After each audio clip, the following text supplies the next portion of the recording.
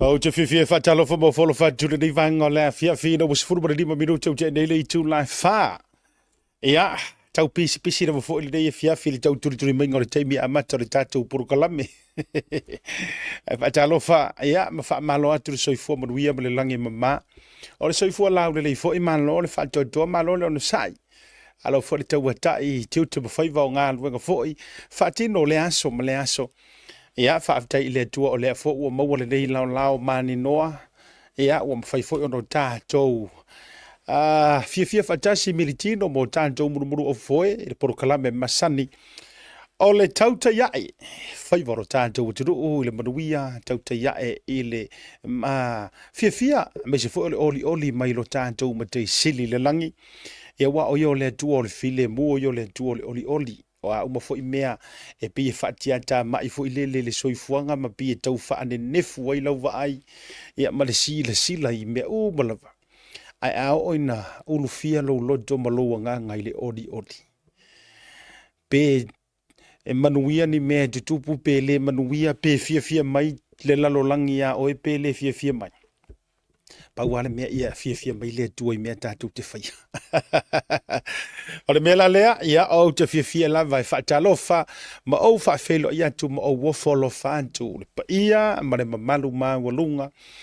O sa moi o le tafa te tele, ai maise o ilantou e fia, e muli tai, ile nei lava tautua whaatau waa ma le lei au nanga, o le Blue TV, ia po le ala anta le ngalu mona ia po le tanto Bluwave TV ia ma le porokalame whaapitoa fiafi te itasi mai lava i le aso ngofua aso lua aso tofi le dei ia e daualunga i le aso wharaile e whaaso le vai aso le tanto tautai ai lima i le aso le tanto sports telenoa ai o le tautua lava ia le Blue TV e mai lava i le aso ngofua se ia ba ia le aso wharaile se vanga na ai nisi o tātou o to donga o nisi o tātou me tutupu whafua se i po le whaperitani o breaking news. Ia mani vahenga lava tutupu le tātou communities e ala ngā tatau ma tala whiaunga o na oto atu pe highlight atu mo le tau si la fia. Ia o taimila na pe i oso wha o ngā kokongu waile kele o mea. Ia e bari nei fiafi o le tau au na masani asiata. Ia, maile, lau whanua, lafu le mu, au le lei, e se a fea e ni mafui e po ni whaalewe whaale nā jura, au ki lani ni usila nei. Iyo, e se o mātou pitonu u whae ngoi no manu kau. Ia, o manu kau. O le, o ngā tutonu ngā le mu lea au ki lani saute. O le lau mua po le taulanga lea o mātou i South Auckland. A tātou tala noa i South Auckland wai whataua fo inai vaenga ia mo i lātou wolo o awhiwhio mai Amerika, Australia, i o Samoa fo i lātou ele i o mai lava ma le i awhiwhio mai. Ia wau te loa tasi ale pitonu o South Auckland po South Auckland e si le fia e loa uma e o fo ila o laku i Amerika so le i loa uma o Tara. Iyo e, i lo ngau le ala, ai ongor peser ka maro masiruki. Tulau le sofa ia le fionga e turu manavi. O le peser ka maro foi dele. I runga ole ala, i la ue vanga. Tap. Iyo e, alanga i marfai upunga ka maro iyo. I o Tara. Ia. Ia, e ngai ka uma ia o Tara. Ia wai ia so fo iyo te sa moi li kai ngongo ye ni manatu a mea. E malanga mai ma whaamaruia mai lea tua i nei atunu. Ia pi e kauloa iangi usila pe nga o Tara i loa le toa tele. O la kufo i Amerika. So le, e fisi sili o maikanga ka i o Tara. Ia, a whaapela i te fia i loa tele o Tara. Ia, lo no winga i tele na e alu au tau mawhai e te alu i a fio anga nei o la uta ua tua pe i o lauri. Usa e fia i roa kele o taranga e aru lea fui lele na e fio anga e pio lauli i o mangiangi o vai moso. Ia. I think wakan o tara tuwaile na. What do you think? Yes. E va penga? Tu sala atu o tarai oi. Atu o tarai Amerika pe taipe yo pitonu una o Compton. Ah. La arka malo asiwa iloa ka malo Compton. Ya. O pitonu un te foi mena la utala wa langa le te ye le fa talo fa ka ko fu esa sta yo tatu fa talo fa. O ma dola nei sa fo kilani e te mawai pitonu una yo o tara manurewa papa toe toe o tauhu mangeli papa kula puke koi tu sai pe yo pito nuu to tino nei po o nuu mava ya ai sentai loa pe o nga tonu nga le mu por matu taulanga o manuka ya mani noi foi mama malama o to wi fa vadu ya ele fai nai o ele te no for le ya tatou e self okilani sa ma fai nga sa mo no watu fa te du sala ya ele nga fa tau di mai na se fa matalanga lo nei tanga ta vai ai o mai ye le swa fo Yesu Keriso o wa o ye na fa ya o e ma o yo lo tatou fa o lo tatou tongiola ya o ye fo yo lo tatou wo o le fai matali pupuni taimi o mafatianga o lo tatou malua papa o ia lea o Yesu Keriso o le alo le dua a mai alo na sua fa ia e fai ma fusi o le tatou mafutanga le nei vanga o le fiafi ia e a mai le sua fo Yesu tatou te lau lua fesir sila fai ia ilo ma fetau ia i manga fetau le soifua po manga fetau ola e pe o le tala i le teine fo i le mantou le lantou o le utongi tupaitea ya wa le tatou feilo ai i lu monu ai le tuonu o Yesu Afrika ya ni na ratia entakanini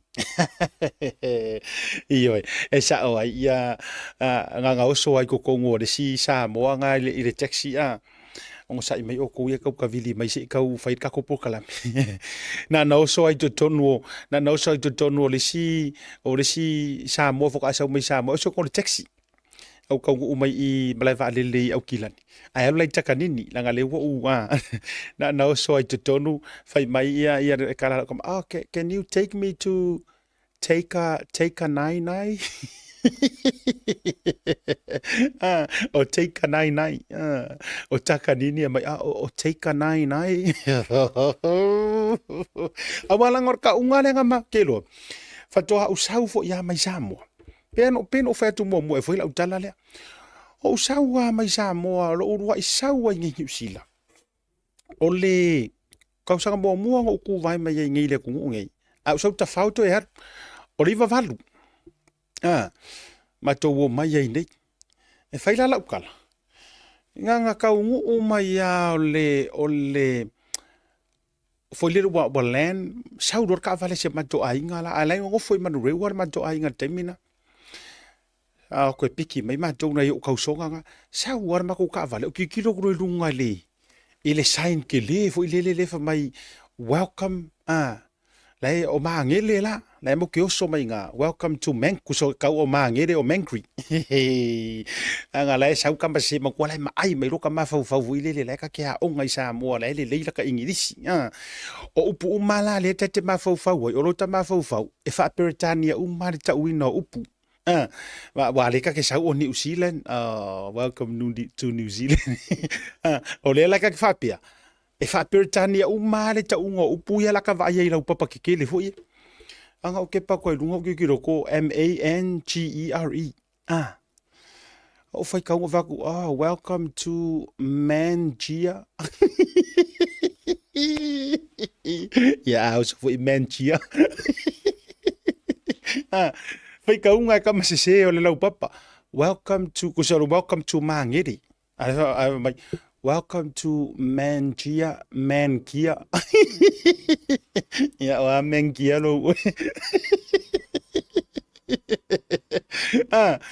e te anta mai au te lo o ele sina matua i paso lo ma fau fai ka unga nga ma le lilo i manga ku e fa o upu maoli e pronounce fa maoli ele o mangri fo ila langa e kakaunga sa o lau taunga ele o mangri mangere mangere kusa e rola lo tank mangere r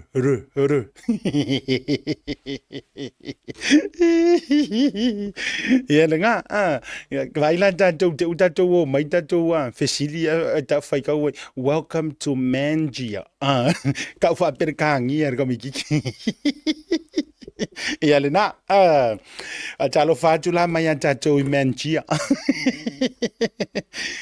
ia po ma marukau mangele o tara o tau ia matou sa fokilani a fa pe e ke sa wingi usila a e te leo o mai ke ngofo I au kilangi sauki e te le yo o ni usila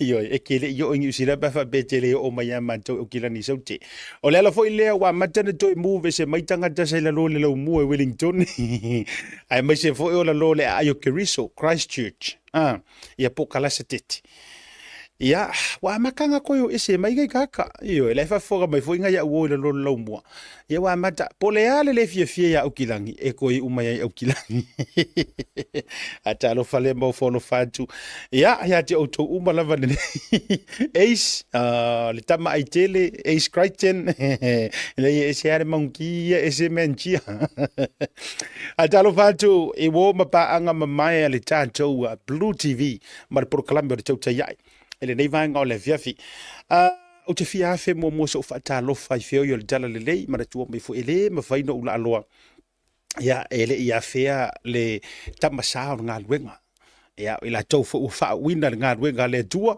ata lo fa bo fo fantu ya tu ma lava ina yo ma tu fa le nganga ya se ma tu kalesia ya o atu inisio na yo utamama tina fa le nganga walanga o ele ngato matua fale nganga ya society Tasi Market fu ita boing au la matua dele or ka mafifi au iyo o matua dele au ta mafifi au o ta mafifi au bo mato nga lu fa Tasi pe wo mato filo iso ia manai ta mafa le nganga o lo la tu ta talo mai mo le nei por kalami bale nei tautua e ui mato te le filo yet ele filo I lava malulu lima pe lulu au ai langona lava le mafana o lo la tu tap tap ia favor o lo nei fa tau va me se fo tatou tu company le Blue TV fa jalo fala mo folo fatu mo auto uma e nei va nga le fiafi so wa fia le fa fetai le nei mo ne tatou sponsors major sponsors le tatou SMI Hardware o te fia lava se fa sina utala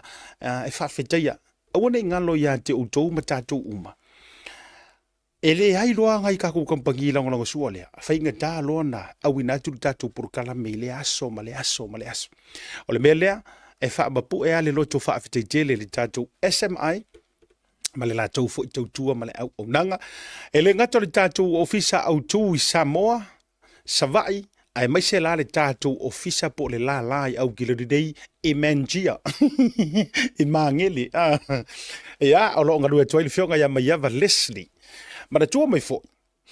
E o aso ia atala noel SMI pe nga o hardware lava tulanga faunga o fali. Ai awane ngalo. O watele la wa matua tele le upgrade wa yai ele ngatala o apa fo iye. Ele ato ino fali. A o apa fo mo le pano ingo ka vali. Tu ainga so se tu ainga apa ala mini o a uma tulanga o malava. Ai mai se fo o ele te fauta vale po le faingo ta vale.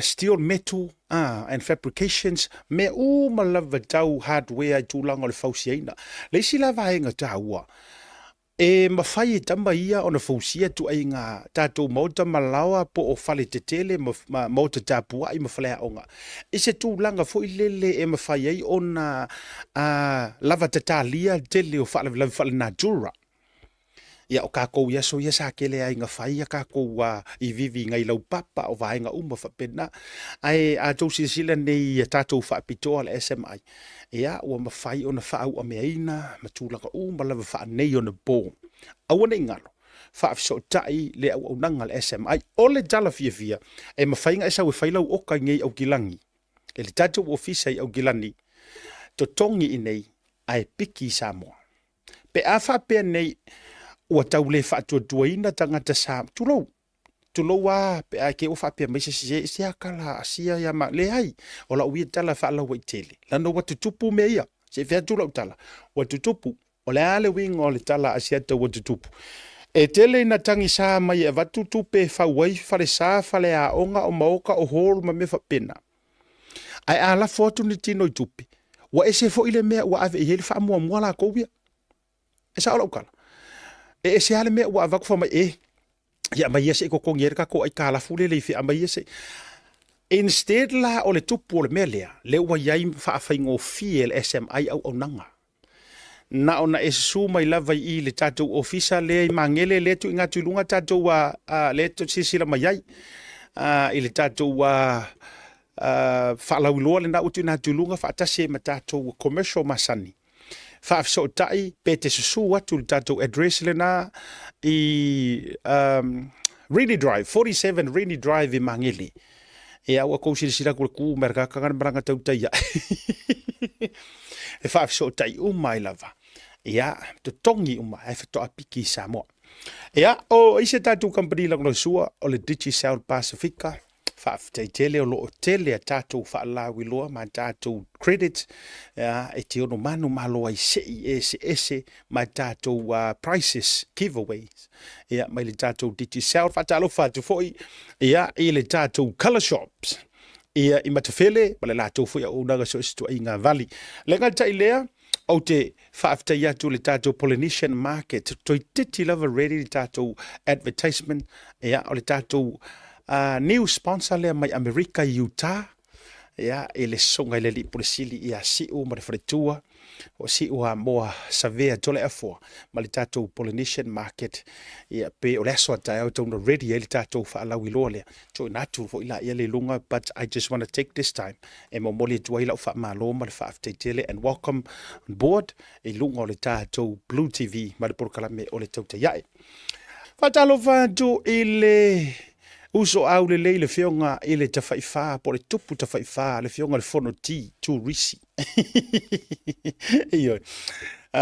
Le mafuta bai ruka le prokalame, e se fo i o le toa tele. Lega te leo se o sa mua au sātu i Maseve Bird Mackenzie, senior. Tatotu malolonga, fo i mai, tātou talanoa i na inisi o tātou issues, ai renga te lea. O nai mea malia, ma whaatupu manatu. Ma whaanofo le yeilo loto malau manawa. Le sa tutupu mai le keisa le tamale o Sam. Le bail hearing fo ile sa whailunga. E le whaamasinonga maa walunga. E ei vahenga uti fia manao. E highlight pe au ili. A o tali ai. Le whaai unga. Po se aso le vai asfo. Pe mai atato whasalong wha business ine.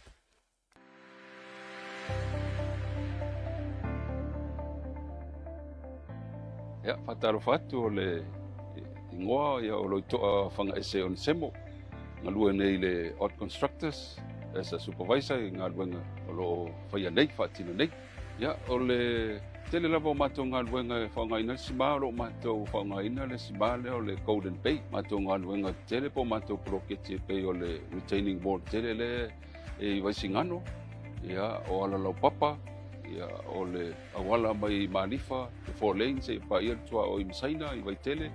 Ia whaungaina i mātou footpaths, ia o driveways, ia o speed humps. Ia e mese foi ia whaavae o Mauta, ia e mese foi whaavae o warehouse te tele.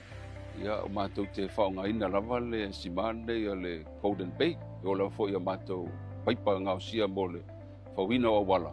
Ia o mātou whaungaina foi le Golden Bay.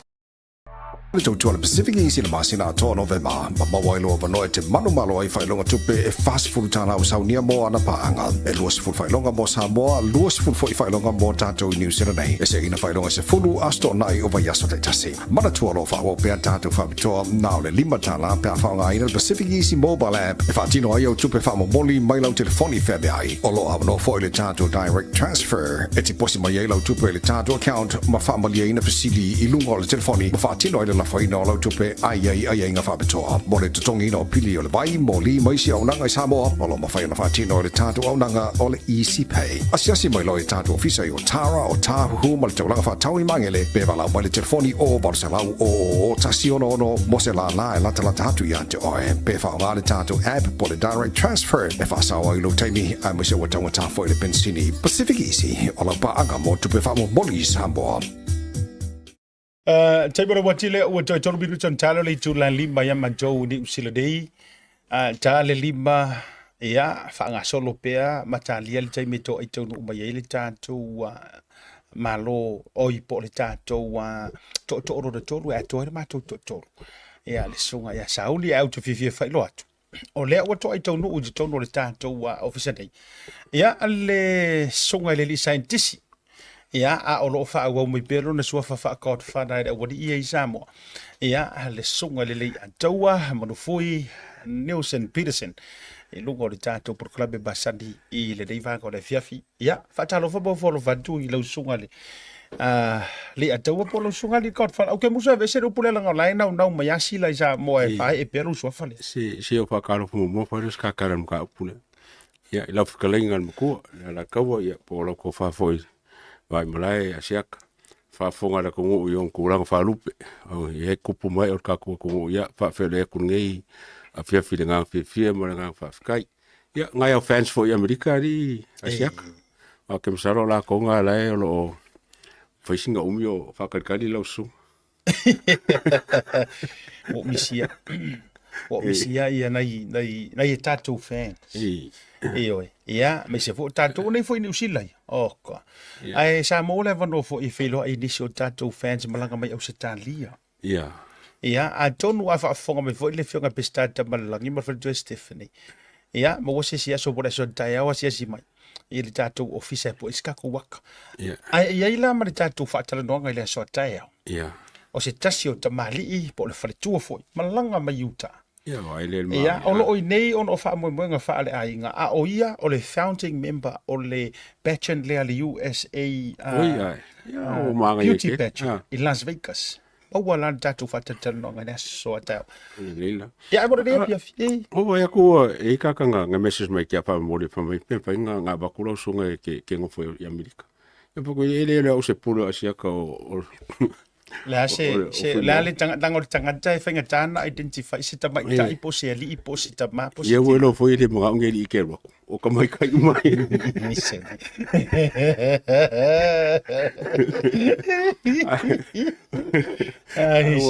ya ala o telete ena lo fina ngano lenga tele na yo tatu tina ya nga lo foi nga mga e ka fa se o la uri o sila ma ma lo ri ole e tau ia isi vai nga tau so no mai sila ia te u le tulanga foi le o le mafua anga le nau pe tu lo swa fale fa kot fada ne ai o fa si ko so kulafo ma ko foi ngo fa ke nga mo lo le fam singo nga foi le o le kolonga o fam singo nga sem so lo la ile mo lo fam singo nga yo mo lang so lo ya ele o ko ai o nga mo foi la fam singo nga ki ap ni le sa PVC fo ka ko ne nga kula e sem ya so ko foi la male ma kangi fa kusar kangi fa popo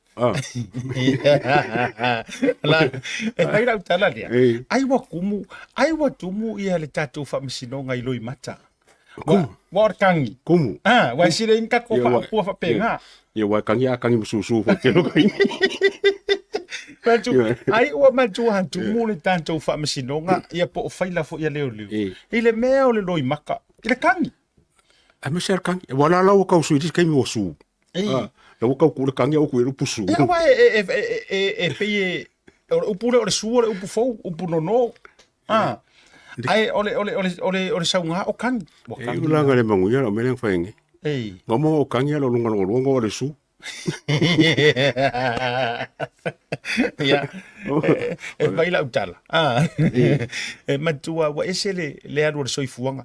Ya ai pe ole si fo tangata pe atau ai mai ana upu tau fa fifi. Pe atau ai mai fo ile upu loto tinga. Pe wala vare ngai fa sa wa ifafo. Wo fifia fo me la malanga. Ese lo fai mea peke kil mo fo lo wal fo ma fa kal fo limo. Awa alwa fa me la poka la mesamo. Ai si vai tu la. Wa alwa fa me la poka la me ke musu ke malo ya. Ia wai no fo ila la no mana o tela tu o ye lo ile uso moni no mana o tela tu fa undercover pui oi. Le ngango wa ai ya ku ro wala kalaka le upo o Samoa fa ka lo fa ya o ma ka mo fa o fa pero lo I have to go and be on standby. Ai vai la ya. Ya awa nga fo ila si va nga sole o ta va ia tu wai fo ile o le nga si o ta mai move le na fa wa ma dai na ilo atino ai tanga te i tu o fake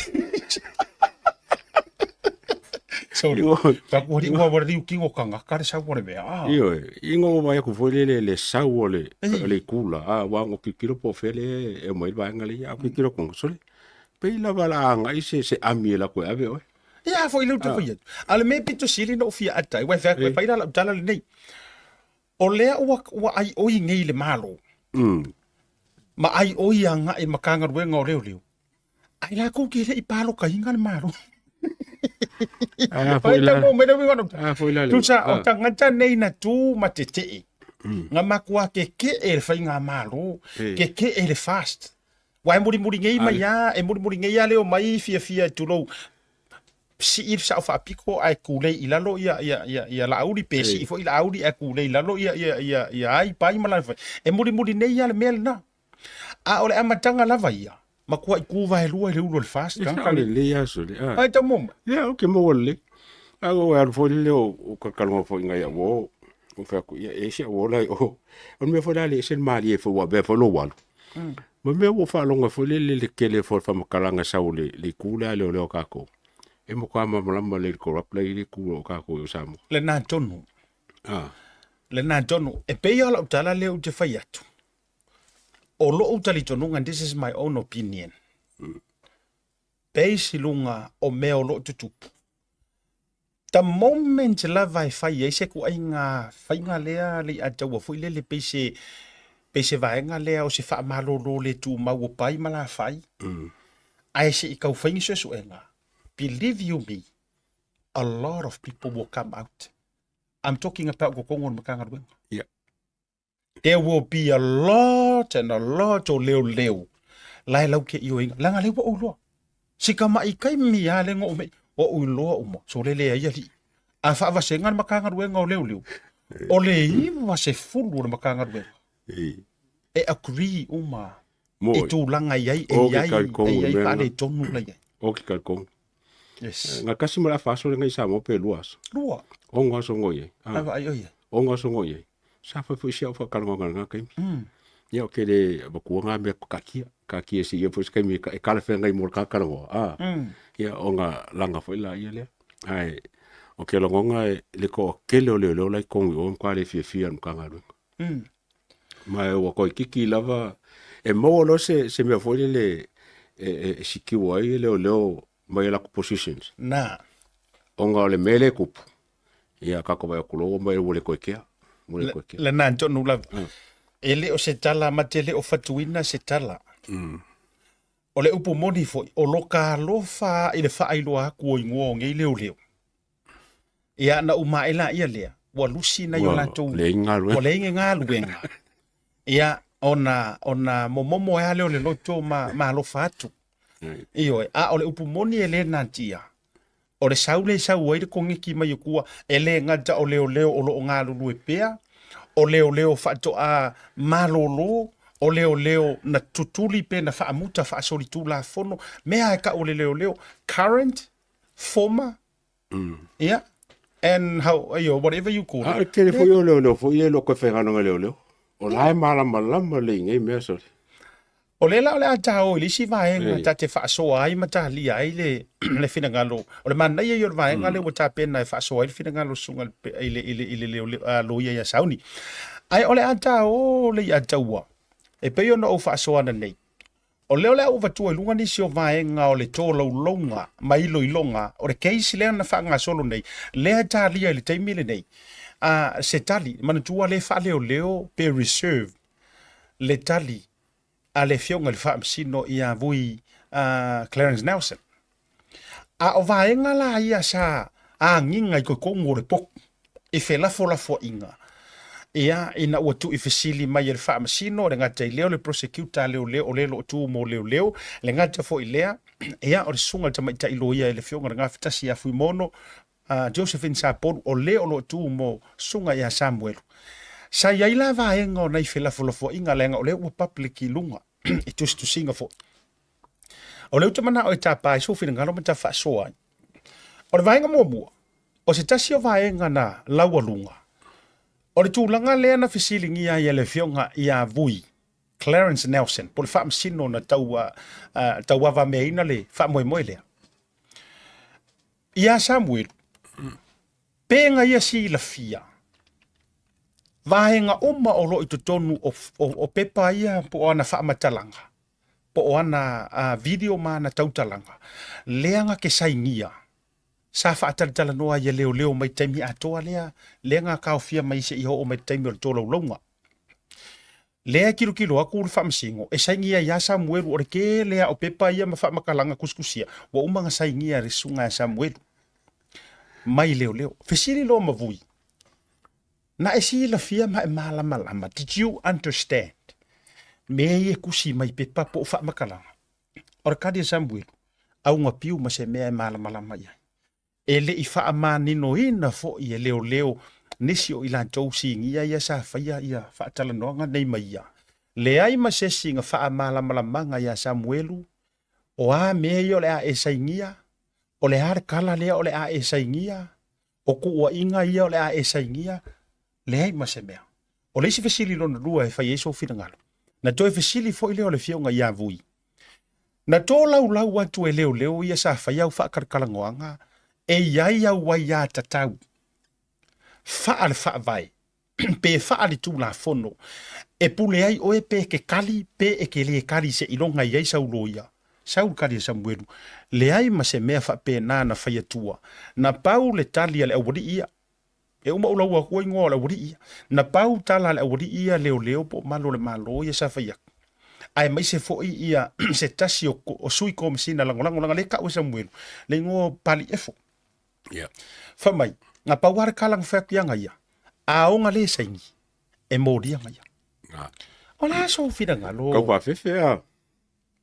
Ole nga mobonga e kaulolo punga ale saingi molia. O kau fa fefe.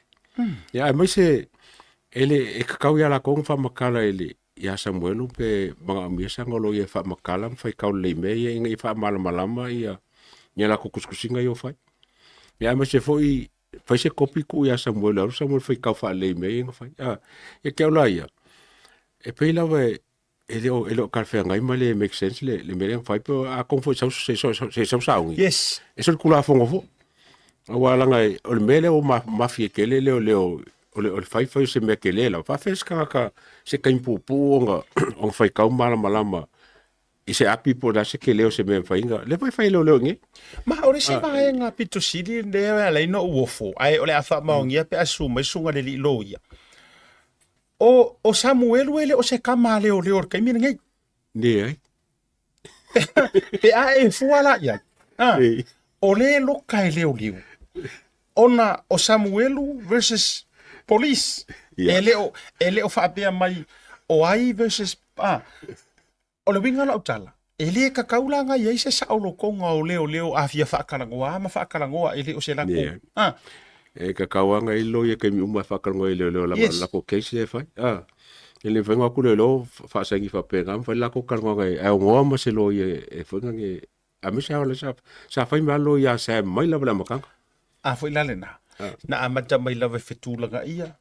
ia fa ma va e aku fe kulanga ia o se vaenga fa pe o lo molia le o mai le so po fe wangi moi le ia ma le savili de nga mea sui tulanga mai loa ia le fionga ia fui mono Josephine ma lango ia le fionga ia unasa lea lai sa wai lo le taimi le nei a vaenga na lea le na pe o suafa o leo ia na ta ua Samuel ia ele na male la inga langa ola ua ilunga fo i le talamua mai lunga o tustusing tu pa isa pani le lei male fanga Tony te vanga ia lai sa ua male suafa o le sunga ia sala asali sala tu sa le tala ia le Samuel o tangata ia sa fa ia ana fa tala noanga o ngoanga sa ka mai la makanga foi lá ma e for ka mi fa ka no ngai Samuel sa kuskusia la lo ila fa lo se furfa o mai ngo se furmo ko pu ngo le o kuskusia i ka mi fa yo fa ka ngoanga ma o ka ka ngoia e te lo le ma le vai ma di le ataua e le la fa kala o ingoa ngai nga masaro salo mai ya Samuel le makanga turo o suafa nei na mention le mori mau a o le fa ya kura o kala a o suafa fo ngai le ai fe ngai male o i le ala ina ma fu ala utala le nei e le mafai nga kaungu ure ke ise le se kaungu unga sa le anga o le ai ko e loke i la ko o le ai afia mai o la ko ngo le mori mau lava o ka ko fa mo mai la makanga i o ke sili ko ngal fa singo yes o mela nga len ka ko langa nga i o fa singo awa o nga le ka mo mai wa lo wa ngai pe le ba fa ka ko me pe le ba wa makanga kam failelo e so se alofanga ongo wala kala ka kula le case le mo kai kai ala ko le la pela makanga mai ka pu fo ie pe fo ringo me le sa o fai mai ya excuse mo fai mai fam kalanga vole fikau pe fo ringo mai o le wa nga ya nga sa o ya sa mi kelo me fai e u ya fa peli fai fam singo ma ka ki ola ko fam kalanga ye fai fo ringo mai wala ko so se alofanga a fo ile le watu ina tulunga ia le watu tulunga na ini so vai ngano o to mai ele nga tau lu manga anisi o da fight tono fam sinonga le ile aso le o case le ai o le fo watu e fa ai lo mai credit fo imo factor ia fo ile talamua la to pe tanto te crediting ala va so se o nanga fa le tu si tala mai samo o la to au mai ia vai nga tau te nga lu fa tasi ai se fa ya ko bela o kala le e onga vaenga ia le oku i fasili ia le fionga ia vui. Ia le prosecutor leo. E tusa ai o whamatalanga Samuel, o resi vaenga e pito sili na mali. E le ngata o le whaitau a read ia right o le tama. Ia, wa sila fio kako uma. Se o ngengi usila wa iai uma kulanga wa ka whaalongo ai mangamea uma ia e read mai whaitau mai e leo ia te oe. Yeah, or right here, you have the right to remain silent. E ke file mu e ke le karia fu e pule o pe ke fia kari mai. Pe ke manga se sau ruia. Yeah. Ele ma se me fa benga nga kupu. A o laiva ia ku nga vui. Le fionga de fam singo. Wa saingi o mai Samuel longo wingo e David o uma me ia lau o uma nga saingi. Ai saingi ele ma se mala malama. O le si fo ila tula. Ai o talia ai lewo tau no mai le songa le loia to seanga ona ready la ia tu langa ta to malo longa ona su mai la ia le fa popolita o le si vaenga wa le fa mangingo mai ngir kulanga I pe fanga wa ka mo o le so fi nga lo ia ta mai pe fanga ia wa le sa mo kanga me ro kwa ke le passport a le pe kasi passport pe fanga we lua kas fo nga fisile ka fo ka di ya ningi kai mi a ko sa lo kai sam sa lo kai lungo ongi I fa punga pepelo ma le sa o fela o skaringa ka fo ka di ka se ka wo pe asa wa o fe ka ki el ka pule o le lokos ka kai lungo si me pelo mana ia langa o lea ua maea ia le tūlanga e fa manino le sunga lo ia le tūlanga o le Crimes Act ma le constitutional o Samoa I lunga I vaenga ia o le afia ai se toi foi mai la utala o le ufa manino mai tūlanga I pepa fana upo passport o le ala ua pe ufa malia inga le fesili sa tausu ele tali ele fionga le famsino ono o le tu enga le lua pe fanga Ele kele vai tatou ia ile mai nga pia mislead le mai nga makanga leo le mele. Fa mai langa kele kus fola. Langa o te fai atu. Na sau noa ai le fionga komisina se tasi o na whaatalanoanga. Fa mai langa se kasi fo yo vaenga langa o le esu e koe kele ia kusfolau. O le upur ngā.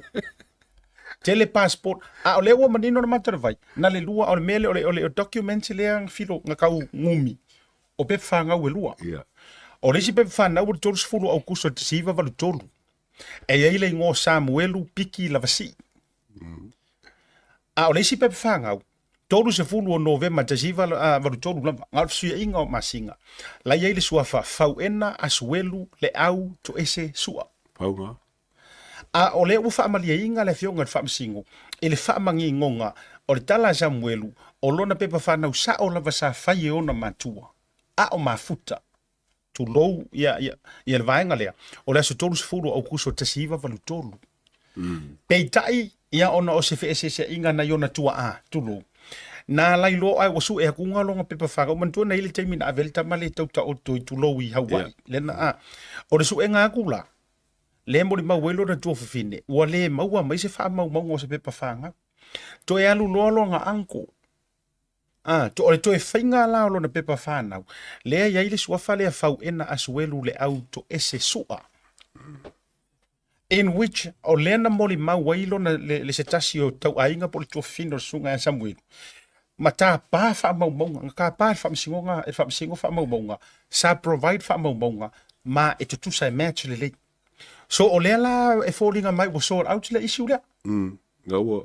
Ele o, it's not a problem. Ele o se threat, ele o se risk, ele travel. Not a flight risk. Yes. Ele getting passport. Yes. Ele getting ipe whangau, ngā le lua markasi passport. Ale sa loka ka marka biako ale.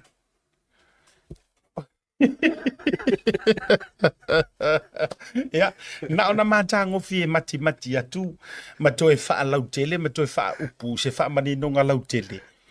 Ai o loo tā lia pea, le unga manatua, o le reserve, le whai unga. Tato wo o mai lisi vaenga, o lisi vaenga. Ngā whasiringia le fionga le wha masino. Le ingoa le wha o ngā inga o Samuelu, e leo, tulo, as an informer. Kali mai Samuelu. O ia, o longa ingoa le simiko. Le ilo ai le tōtele. O longa ingoa simiko. O longa ingoa ngā sa whao ngā e leo. Pe sa use leo ai ngā ia. E whao ngā simiko o longa ingoa wherua i ngā e. O le nickname morko inga o longa ingoa whaarilo rilo. Simiko. Ja. Oi. Ja, vai kako. O le Lord of the Ring.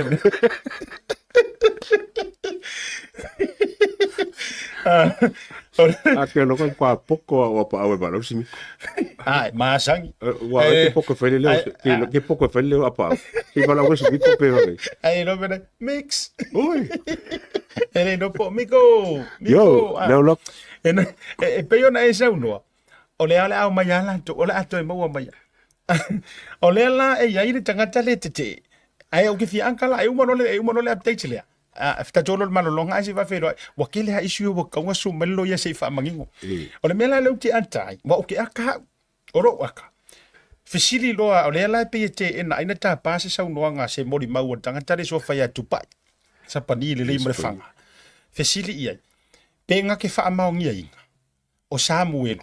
Sa fai ma informa pe sipai pe se ngoa sa fa o ngai operations a leo fo mai le kalia a tupa en ete ena o mai ete ena tupa ai sa ule fa makalanga or ke enga u sa ke enga ai fa mai o Samuel wailua u mai makanga ruenga o leo o isi aso e ala ko Samuel ka fa o mai a fia ka fa o Samuel ka fa o ku official leo ngala ku le a wale fia au ku le la ku Samuelu ka ua ku fale o kure. Ia ho leo ai aku. Oh my good boy. Hey, pero le ku ai mo kai ni. Ya, eu fui foi. O me foi me ai kai au kure. How can you do that? Ora me mo fa leo pe la ku nge yo o ke la ku wi ka o ku le o nga fa kai ngana o kom singa o ku Se o langa le ila le langa la wa de ama yer ku pora o saranga va ko. O ye mo eroka. E ke o se o pe ke mo. E mo va close la cara. E mo va close la cara. Aku le wingo la tal. E kango ngi ku no ma fo sa o kala ngi kanga kai fai. So le ore makuale ai ngi pe lo we ngi pe pilo. Tu lo. Fa mai o Samuelu a fia e vakua le official le la ko mako masangia a le fia fa au ku le wala ku ka o kia mako le fa. That's how is so le se la fa ka ko official le mo fale e lo se fa fa ka di pasieri de au o ba. Ako foi esa o ya. Ako foi esa ko pa I wala nga. O poso foi ngi yo. O poso a Sam o kom cinco. Fatoa o maua lea o se explanation. Ua matua le ai lava ni laulu le ai manivae le ai ma se mea tuai. E nganga ufai aku Leiataua se isu mai fo i le loi.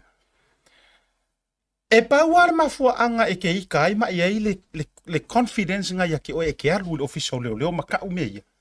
Pe a e lo o lai ke la vea le operations. O e ora kama leo. O le member operation. Pau, that's the only way. A se upu I lo peko ma keki. E le fa mo inga o leo ngi me a e haru ka ume fa pe ngai leo. So le mo fa sanga ku leo. Ko so mai lo wo ko ngi oi ko ngor ka vale avi ku ai kang mala. Ma wo le bon fa ir kamale me. Anga le ku punge me le fa pe ngai la fa ila va sam le ngale. Ai le former police sasingia. O le tangata sua fa ia le pana po le pana to masi tuua. Okay, malama isi tamali isia. Bo le fo ina ba walunga tono tanga wenga lolo. U fa ma vai ala u failanga pisingisi. O lea la e confirm le mori mautus to sia por affidavit ale sunga ya Thomas. E pepelo umaya kala o Samuelu sala vea ko kongo le lako. Mai le fongo kasi mo le lua mo le mau. O fia mo le mau le wei. Li oma. O lua la mo mau. Iyo. A o kanga kaya ele ongi kanga ka faupe ku nunga la wara kele fo ye to a madai leo. O tanga ta su. Le wala tu yoina. Ta tu mara longa. A fo imai. Pa felo ai le sunga le lo ya Sauni Seleni. E asi ka ko yo.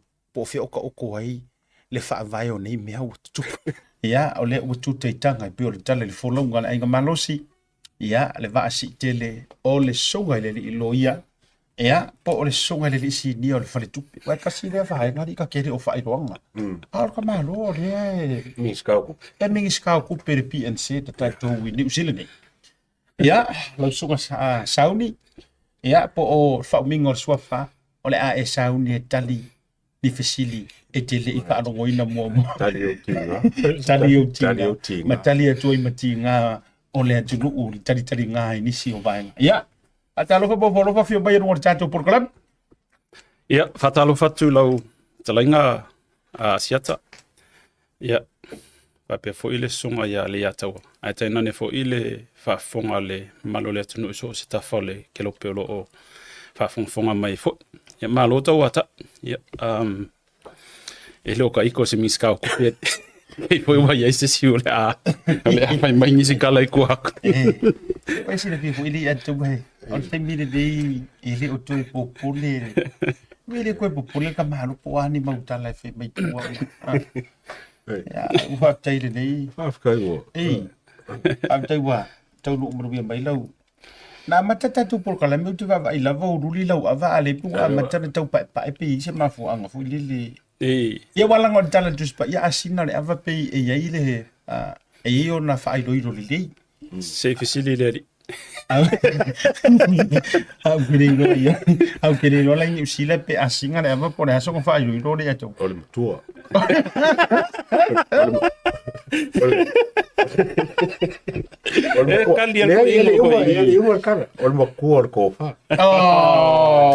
Pai roa. Ele Esa wala e kot fara ka. fa pe o uile ulole. E ai. Ah, o ke fa kuia, o ke fa tu la u popo. Isa mo. Ke e mai o. O le fongo la ponga. Te e mai o langa mana tu. O sua fa sa fa vai mai samo. Ah. Le la no to mo fa e ave ngor ma tu proclamation fu. Wa ku vai lua lu pe mentasila ma mun. E te. Oh. Mai le ai fa tu ma winga. E ringa o mau, o vai di sianga laing sa wa. Whakaikai e kawan makakasi man me vera kupaipa. Uia.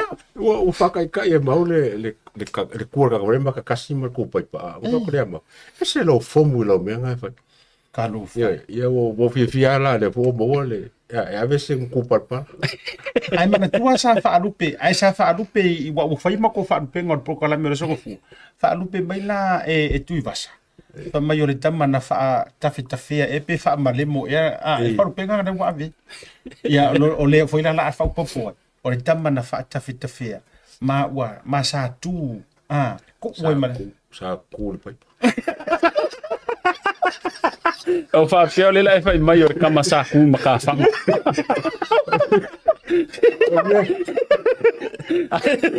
Ana lo kot fa. Ia.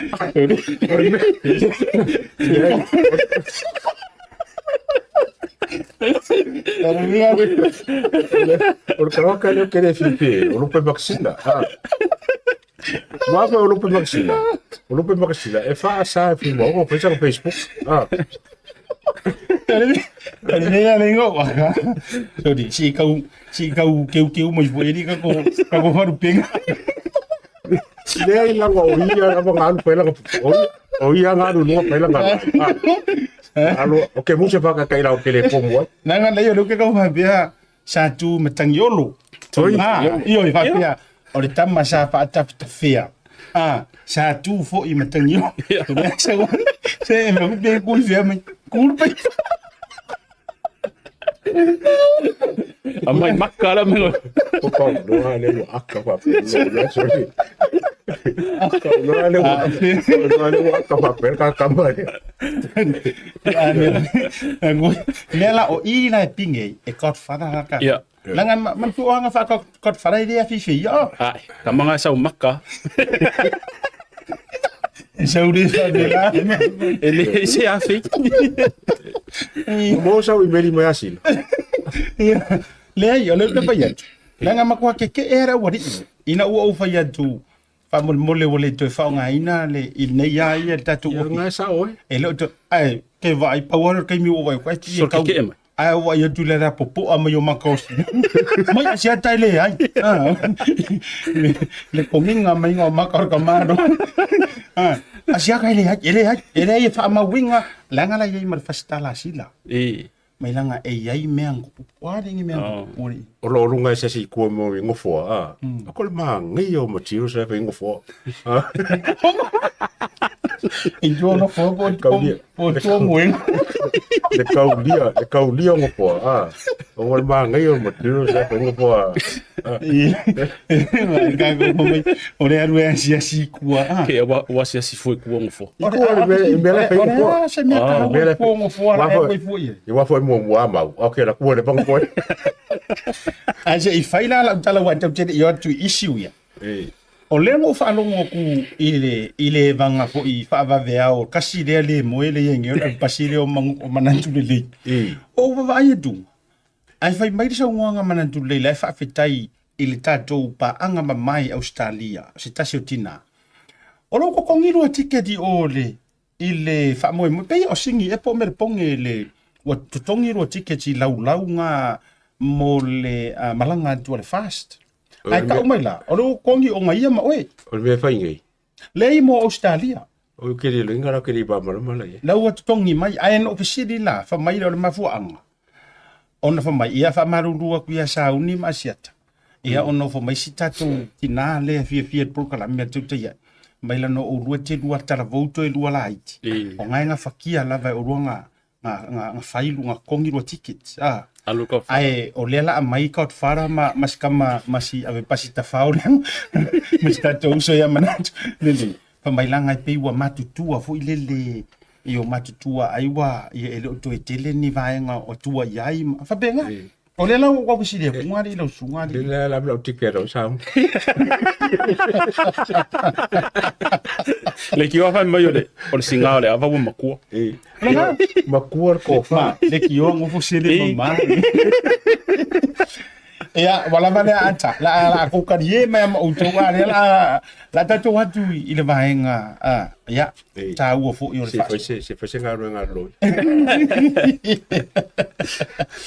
Ai ole tatou atu ina ile sio vaenga wa manatu fo i tapa ai so fitangalo. E te tau mai nei, o lea ma te faʻasoa i le talatalanga po o tō laulaunga sa tupu te tonu i le taimi o tali ngā fesili fo i po o tu i ngā fesili e le whionga le whamasino. Ia, ma le tō laulaunga le mta upule le apili le na ave le whamasino ma walunga sunga sa mweru. E oila o lea reserve le whai unga. Ma le tūlanga fo i o lo ta oto mo se aso le vai aso. Ai ona o vaenga sa nginga i tu tonu o le whale whamasino. Pei ona ripotia mai inisi o whare whaasala lau, pei fo i o le talamua. Lea lau o manantu e oto. Se ita pā fo i so whina ngalo. A o le vaenga mua lava. O le oke whiwhisiri ai lau songa i le li loia. O lea na o whaitau antu le tūlanga o le Crimes Act. Samoa, tatou amata mai ia on tatou fo i meila ia le lalo i vaenga. E pea o ngafku whiwhisiri ngia. Wa omi kele. Wa omi tele ona tau fia le tamale. O le kau fia e le o lo ka inga ua umailo nga whaamsingonga. A o lo o tau fia fo i lalo le defamations, ia mangi passport, mane alava. O le asa sa pela mainga e le Crimes Act a Samoa. O le vaenga, ai pe o hala nga whiaunga le tūlanga o tūleima. Ia, whaftai asiata. E ka ke kau ma fau pe whawhiango ka whawasenga ngā le mele kupu fo i leo so ia Sam. Ma le kula fongo a Samoa le ka akia kai mi, especially a le vaenga kasi fiku a o le Crimes Act a Samoa. O ngā o le vaenga kongua le a le e mafai e inga charge se kangaka. I le kulanga le va defamation. Po le crimes against person's reputation. Without prejudice in a case which is before the court now. Whapea fo ia sunga i ali ima ka mai ka ilo ia o lo lako ngā lulu ka disa ilinga o le ami o tonu fo i le case lea. It's very clear le section 117A of the Crimes Act of Samoa. It's stated clearly, a person commit an offence who publish by any means information about another person that is false, with the intention to cause harm to that person's reputation. Se o walulal vaenga lea si. Kaskasifiku a one. Si. Afa pea sa o ngā whai e Samuelungi whamakalanga with o la e harm my reputation na liskangaka. O le mea mua ngā yese intention na Samuelu e harm my reputation al ka akaring complain. Se kako wola vai po ka kale complain because o loke loa o le fo e public o le sunga ya limongi a yafi. Ele yese intention na Samuelu. Kusa o le li poki a Samuelu. Nga ave sa o leo, he is a witness. Mena vai. O le mea ngonga vai to something langa observing ia. It was a crime ilanga ia view. Unfortunately, e laku Samuelu ave langa ia li poki malanga whamakalanga i leo. O le kangaka lai subject i le witness a Samuelu. O li mongi a yafi. E le wha pea langa prove i le kaiminga o li mongi. Nga whakaunga unga le crime le kalongo i Samuelu. And no one is guilty without proven i le court of law. Ai vai lo lai i le vaenga le a kasi fiku a o le kula fonga le Crimes Act of Samoa. A vaenga pui kolu. A person who commits a crime under this section is liable on convictions to a fine not exceeding 175 penalty units or imprisonment for a term not exceeding 3 months. O le fesili lau ke fesili ai. And I have so much respect i lo ia fo i mai la kole involved le kesi le Samoa. O le fesili o ke fesili ai. Wa guilty Samuel i le court. Wa le ko ke loa it's before the court. It's not yet guilty. A o whea lango foi Samuel ura kaimingi. Although he is in custody, pa o ko kongu o le whapui le ngofo ai. And for how long? A whaapea ua ova male kolu masinga. The imprisonment or the arrest of Samuelu, should become null and void. Why? O le kalango i irku lafongo. Ua kakaunga kakala i kua Samuelu. Because o i foi lau violate le right to Samuelu i lalo o constitution na Samoa. Ai whako a mafai ang activate le subsection kolu le o le Crimes Act kaskasi fikua. Pe a whaapea ua proven guilty. Ele i guilty Samuelu. Ai lewa ummi aku kaimi lewa ku e kongol whalpuipui. Ave ese le upu custody. Because wale aisanga freedom. Sa ka kaunga ku ikua, alai whaanga solo ia suenga. Ai loa ka ngofi ku ko kongol whalpuipui. And this is where custody become an issue to human rights. Kele foiolo ia New Zealand. That is why the court in New Zealand, they hardly put someone who does not pose any physical threat to the society, to the community, loka kongal whalpuipui while in custody. Do you know why? Because a olonga guilty le kangaka kaimile ua prove a law guilty. E count mea kaimila ngofa yo le kulinga fasalanga. The technical issue here, afa pea ua ova mal koluma singa ngofa Samuelu yo. That means he is guilty. O lawa serve langa kaimi. Ai lele ifaya fa unga fa masingonga. O le trick lai o ke vai alo fai le malo I lesi lima po lesi se fulu lima kausanga lumanga. Because these are the recipe for lawsuits. And we're talking about remedies and damages, financial remedies. O ai la ko ngia ko inga damages fape. Because on mea sa o a fape o oval koluma singa kalunga nga hold Samuelu leo ko kongu o falpui o nga lai fape o lai e ka ofi vavaia. E leo se ka ofi vavaia ni mea lai fai. O le ka ofi vavaia, o lo ngofo lo fale, ai waku leo e siaki o lai you on bail. Ngofo vavaia. Pe fa pe fo e ke sau ia so uma ke sangi I le officer leo. Le lai fai isi o ka kana mai tua. Pe yo Marie, pe yo ai le o loka le fo I kangaka so I fua I Samoa. I le kula fongo le fai mai ka kaunga koluma singa e loka I up to 3 months. It can be 1 day, it can be 3 months. It cannot be 3 months 1 day. Or 3 months, 1 hour. So, o esa unua, o le 3 months o le max nga? That is the max. Mo le kangaka lai ua prove ele court. Wa guilty il defamation. Ai afa pengi ua koluma singa. This is where we are going to have civil lawsuits against the government. E mo I fo ilau leo le faia le exercise le o le kao finga o Samuelu. But o leo ai. O leo al whainga malo, lai servinga le mandate al whainga malo le kaimingi. So e waku fuila le si whainga malo. O la koula la atio mako inga lawsuits ngi. Wow. Damages. We're talking about violating the right of Samuelu, lai protect the lalo constitutions. Ma se I umaka ko whanga solo ko constitution na Samoa. O nga eke le o le afianga o constitution le case le Samuelu. Kusa wa ule ilo ngi po o fia kongu ala kula fongo le ka fi Samuelu pe afa per kula fongo le chacha. Lo so le loia. Wa valu nei masina o fale puipuina. Ma ngai po ila le ataua le wo mani noi. Ave ese upule o nofo va ia po o taufia va ia. Kako ave sawa valu masina wa fale puipuia Samuelu. Ma o lo fa puipuia I lava o le talia pe tala I valu masina lono winga 5 masina ua ovai mare kolu masinga le sapela mai o le Crimes Act le a Samoa no sunga loi. Crimes Act 2013. Wa fa pe o valu masinga kalunga ngofo I ko konga falpuipui. It's not 5 months. It's the whole 8 months. And you know what? O le sawai, a person who commit a crime under this is liable. O approve la lawa commit le crime. No. O lai Samuelu vangi vale le avangi le sunga Samuelu maunga pa ia. He has not yet proven guilty by the court of law. And that is why ele o active, ele o mafainga whaonga le whasalanga le lalo le Crimes Act. E whaasala I Samuelu. Because e ka kaunga fai mua determination na le court, fai mua su enga leo maloia, nga whapea maro le court, ia e kusai mamurianga i o mai luma, ua wha maungia, o oe, ua e guilty.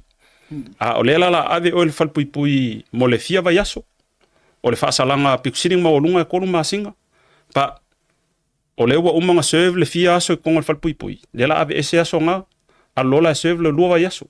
Therefore, ia le la fellow la community service, a e vai ingi, kusa o le arrest o Samuelu, o le arresting o Samuelu, ma le whaasalanga o Samuelu, it's beyond any laws. Is so o se akungu, unless you are corrupt. And that is the true fact. O ke le lopura mea lawa lainga ka fiofi fo Samuelu. E leo yese vaengo se kula fongo ka mingi e mawhainga lako chinga Samuelu.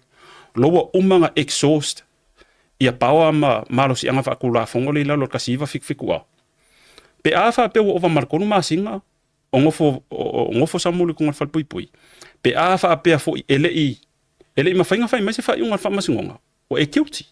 Man ia tele. Leiataua ai te oi se vaenga te fia saunoa pe faafisili o mana ia foi le avononi. Ai fia le si vaenga te fia fisili e le sunga loi. E mangi walanga o le lai u ka kumama mani mera le fa pe fole le wo o cute e fainga fa nga i ka mi lo kai e bese mi o per pupuia. Porque mi la afa pera sa ngi fam singonga ele cute. O le ka ke lo me ku por la su. But they for Malaysia City. Who's responsible? It's a sale la ro ku per malo. O kom singo leo. Wala nga ia le lenga e ba ko fa ka nga lenga lo ko mi fa pe. O la ko nga fainga fai ai se ka nga ka o lusi e ku pe kele malo pa fa pengalu. Alu se lusu la wa fe pe ko se la wa fe. Al malo e ka vai le valu ma singa le ngai sa ba. O kere ka ko for pui se la wa fe ma lim su wa. Ai o se me se fai es ka nga ka e le power e fai se me fa pe. Ora me ko nga me fai fa pe. O wing pa ka inga ngi me o kupu se ka ka ise power o fa nga se le power ka fi se ka nga. Our constitution is only 60 plus years ever since we became independent. So in terms of cases where someone was arbitrarily arrested, or the arbitrary arrest, o se o sai oi, avia le upu whaingo fio le arrest o sai oi, sai wha le kula fongo oi, e au ngoa ma se malo si anga wha le kula fongo e kau inga arresti oi. Il lenga arrest ia Sam. It's an arbitrary arrest. Because o lai peisi lunga hearsay sort of a thing. But o le focus ia Sam i lau ia wa ile case. Ngā lue li poki le crime ngonga ia observinga. Marika ngaka sa onga iloa, sa involve ai le crime. Le langa laku move leo. Le ka ngofi leo take le vi wa Sam as a witness. Ai whakalinga kuli leo. Saulola ia le party le wa lodge long complaint for defamation. Sauloa vi leo whako a whalongo leo. So, o le amakanga kungwala ngai vai ei. And given o lewa over male, like se upu whaafengo fia, umako ele mafo whau le arrest, male ngofo o le fo iuso e kungar whalpui. In terms of damages, pe ongo whea kulka mo, ele i testinga i sa moa ko inga cases whapea. Ingi usila, e umanga o whaikaua case mua laka mai ngei taina pora. Yeah. 21 years in prison and over millions of dollars o laua lenga ko kongi e New Zealand. E iai foi kamai kai Samoa, kamai kai Pasifika. Vai kai mia o minskao justice a Fiokof. Sa arrest foi leo ave fa falpui onga o se fa pe o se misa sa involve in Monrosco. They walk away with hundreds of thousands of dollars, even though ele a ko se masinga fa falpui. E iai fo ile si case a David Payne, fa fale pui unlawfully, o mai fonga fai suenga. And I'm talking about cases ka I fierce furka usanga o lai sa fai ka kai konga fale pui. Sauni, nau songa le i loia. O le wa alu ro ma vau fau, case by case. O lea sa loka ngei, wai tasi lea argument na ave le fionga ili tamaita iloia a Samuelu. Fionga fumono Josephine Sapo. O lea nga kaofia si urunga li fo lea dulo uta ua ia vaa ma mailin. O lea na taofia e leo ile similar case le yesam o le tau faa leanga defamations. Ile va aile leo. Lua se lau molianga leo i runga li lea. Leka kala i kua.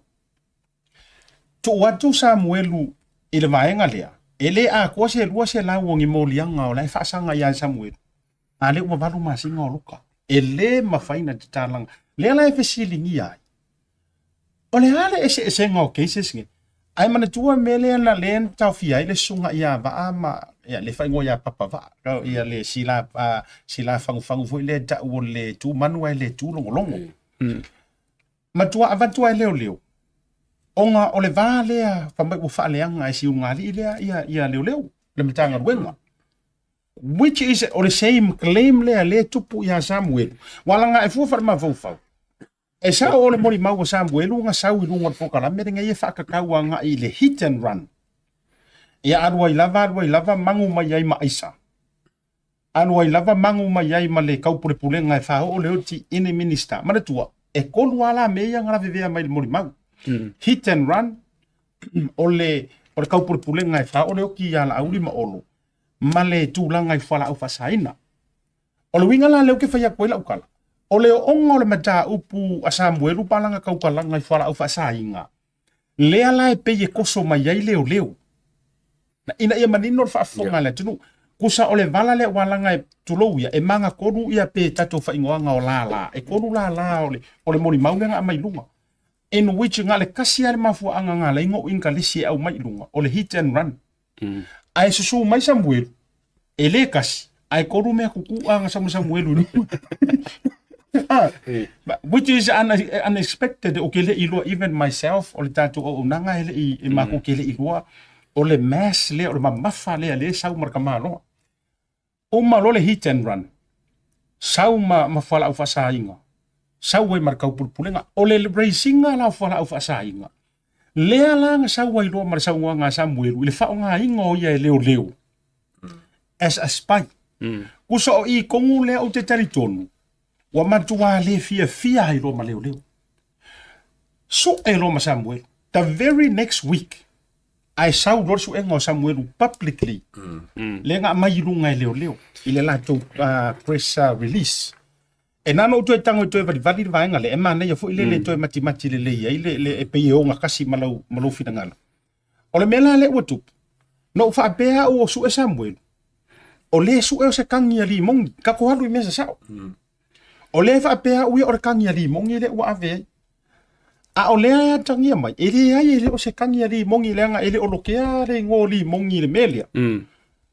Aina ona wha alo mai e leo e iai se tangata o loo tangi. But in reality, o leo le pingi masem. Ongo la mo sia la ko mo ka mo le.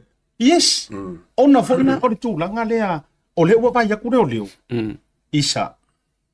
O le a mange e uma i runga na maare i le roa kailako. I to tonu on matanga ruenga. Onga or mako kamale, onga ua lele mako pui ngor kamale.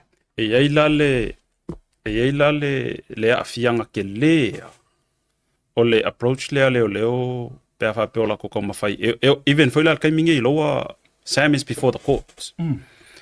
Afa pe nga yaingi ia Sam ingi cases o laua fa pui ei nganga kai mingi. All those cases should be null and void. Why? O loa ko mafai leo.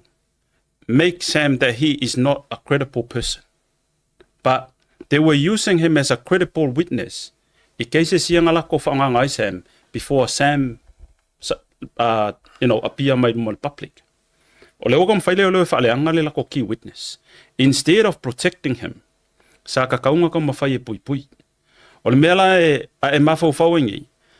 This is where we will have lawsuits after lawsuits after lawsuits, and damage will be in the millions.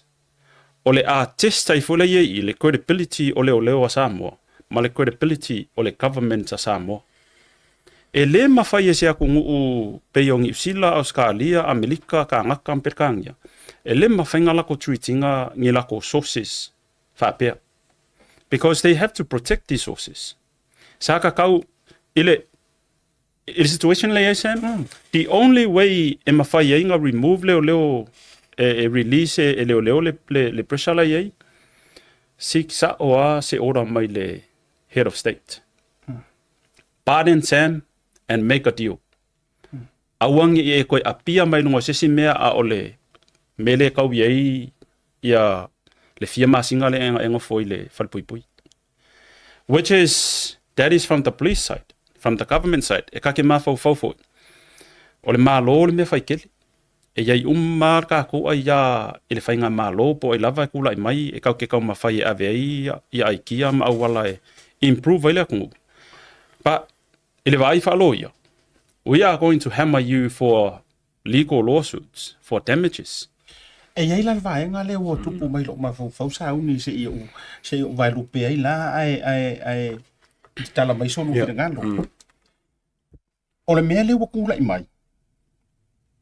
Kusa o le whainga kaanga koe ka ngofi o leo i la o mai tau e toi puni ma toi mili Samuel. Leanga instead sa la tau whao ngā ina Samuel. A le mea uku. Sa la kou whaia ma sori ngā kula fongo ia. Sa kau o ngā mori mau wai Samuel mo ka ngaka ese. O tau moma. O le winga le o tupu. Wa whainga kasi a la kou wānio. Leanga ele ngaka sa whao ngā Samuel e maungu ma iai tangata sori tulafono i fafo. At the same time, o lea koe sori kula fongo manako. Lea la ua sauro ma Samuel. Walanga e whainga tāpe anga se operation fo ilele. O lea mamari ma o kai. O tau moma. E whainga tāpe anga whapeo se operation. O lea mamari ma kanga ruenga o leo ia. Ai ua sau Samuel liki mea onga o longa whaali. Ia ula. E pei kau make sense la le whai o se protection le leilea mo Samuel. E leo. A o le mea leo kupu. E whainga koe o mai e lomi whaangiu ale manganga. Lenga o le ua koe mu umalaku. Lenga o le fa mai Samuel. E o i le komisinga, o le sui komisinga, oi. E hafia uma leisa. Si? Le whanka ua e hafia fo murimu. Yes, o le winga lana le wof le lain o fayatu. Awa e tau fair enough la le whaapea mai. Make a deal. Make a deal ma Samuelu before Pe anga whaapea o laiku maula le mamamar wha maungi o makanga ruenga o leo. Oa. In other words, some. E lea fia fuade. O le lave vole le lo mai kawako. E lea fia issue e lua. O le truck lea fia lea lenga pe whape leo leo. A whape hit and run. E le mpefong separate, e le mpefong se se mei e lua. O le meanga lo ko whea koi. Because a vai eila i le mero ko pulkai mingi ko so ave o male attention e defamation. Yes. Ai ua whaangaloi. O le iei le right o le ainga o le fo i kaule le asa samaliu le hit and run to receive justice. And it comes down to the government. Yes. It comes down to the government. You are the administrator o le akungu. O fia le ke vai o lele i mauar kanga ka sa mafua le maliu o le fo i alo Samoa. And who's going to answer to that? O fia lo iei I akula fongo, o fia iei law enforcement, fia iei. And that is where, again, lawsuits. Because o ila a makailonga test le kako constitution. Po o malu puipuia a ia ka ngaka to justice. Le kalangoa constitutions. Se whaia sa ukalanga leua ile mka upulinga langa asiata. Lenga nga mauela o whaalongo. O leo whaapea o laua defame la ko Sam. If that is the case, if that is the approach o leo. Ele aila se leo. Because ekilia le kaskasi fikua. A person commits an offense who publish by any means information about another person. Is the police a person? Is the police ministry a person? It's an organization. Like o meanga fei kai kanga kai loia. Because o loia pikinga upu ma fai kau I vailenga. Ele o se person le avangi ia le official leo. O le organization. A whapea fuila leo whapea all of us. O le oti famous Fa fela ko le e moli mau against I leo sa involve Sam I lako So e kakau whainga ki lia i o le vai whanga le kulafongo.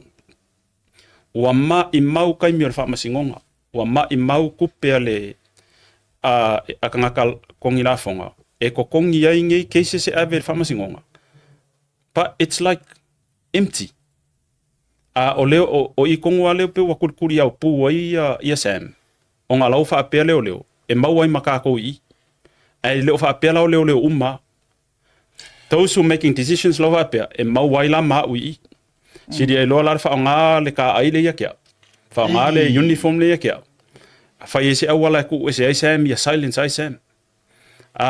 Eke fiu e ke kauma whai e silence ka kalai e le mea sa. They will even speak from the ground.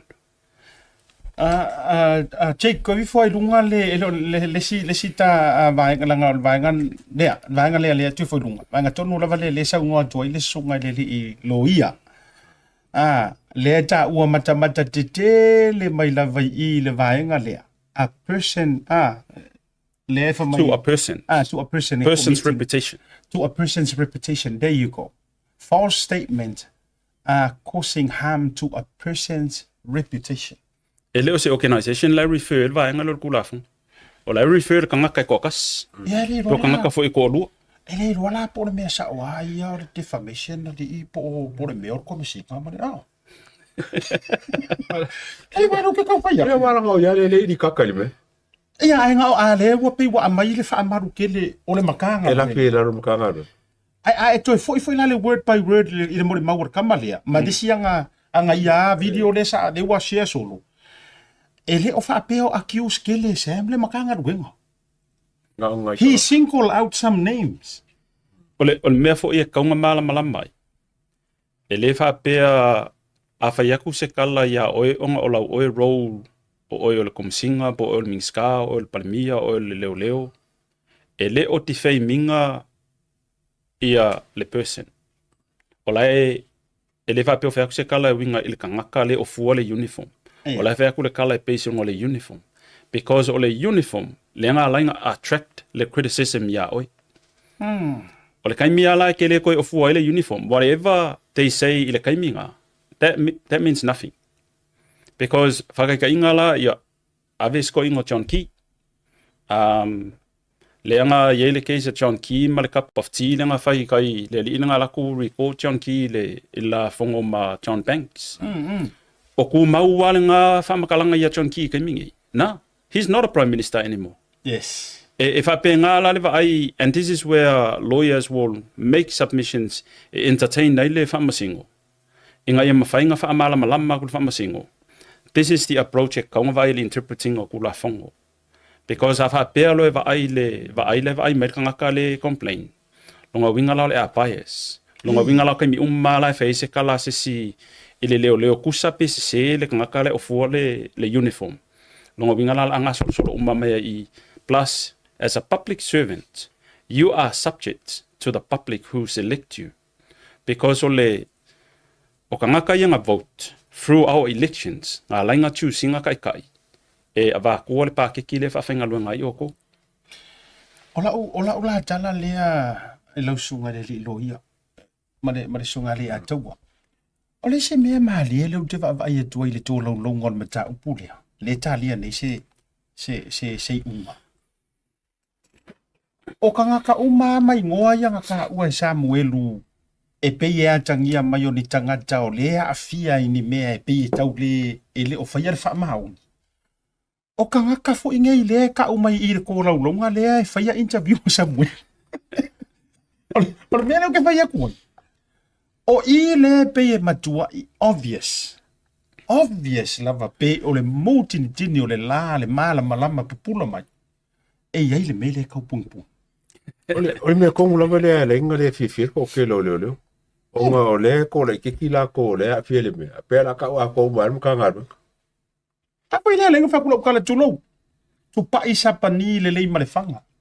Langa o le wa amlai lai public mai e sa oi fo sa wa nga bui wa langa ye le si ba e ngor to lo longa le to tonu na si lai vui I findings ale fio ngar fa sino ya talasa lai ai le vaenga na fa pe e le mana o ai le fa sino ya talasa e public ma fa ai loa le unga mavaenga o ko longo case lea fa mai mana e suppress a fasili la mar komegi ma le saunoaga le fioga ia vui e na te lē malama po le ale koe kau fa'alilolilo le mea lea o le case uāgiga i luga ai ua o ia kapili eve ai toe fo'i mai la la'utala ia le vaega lea lai ona ou fai atu le o ingoa lava ngei o kupa'i sapangi o toni te vanga ia o lesi li'i le sola i kukuila le fa mai le fa ngaruenga le pa'mukesi i kukuila le kapu e magaka le le na ave i le telefoni e Samuel ia o papari i efo ulo o mongalisa a le sau o tangata fo i lava nei le hae fea ngai marangei keisi o le pesili ngale pau ea ngai o kanga mafainga faya keisi wale ia ngise mafainga avea ia yol makanga ruenga keli nga pau e kaka le lo le se And I think o ingae ka o ile avaku o ila o ngisia mai I fafo. Angile o leo su e mai fafo. FISA terms of reference, ale malo, mai lo le ila ko ue o aku I fafo. We want you to investigate this case based on issues here.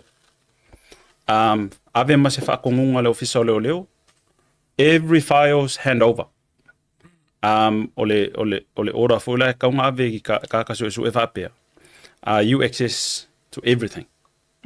Inga mafai inga maua le sa o le avingi o le case le asam. Se avakua le avaingi le constitution because interesting ia peka ko world constitution a Samoa.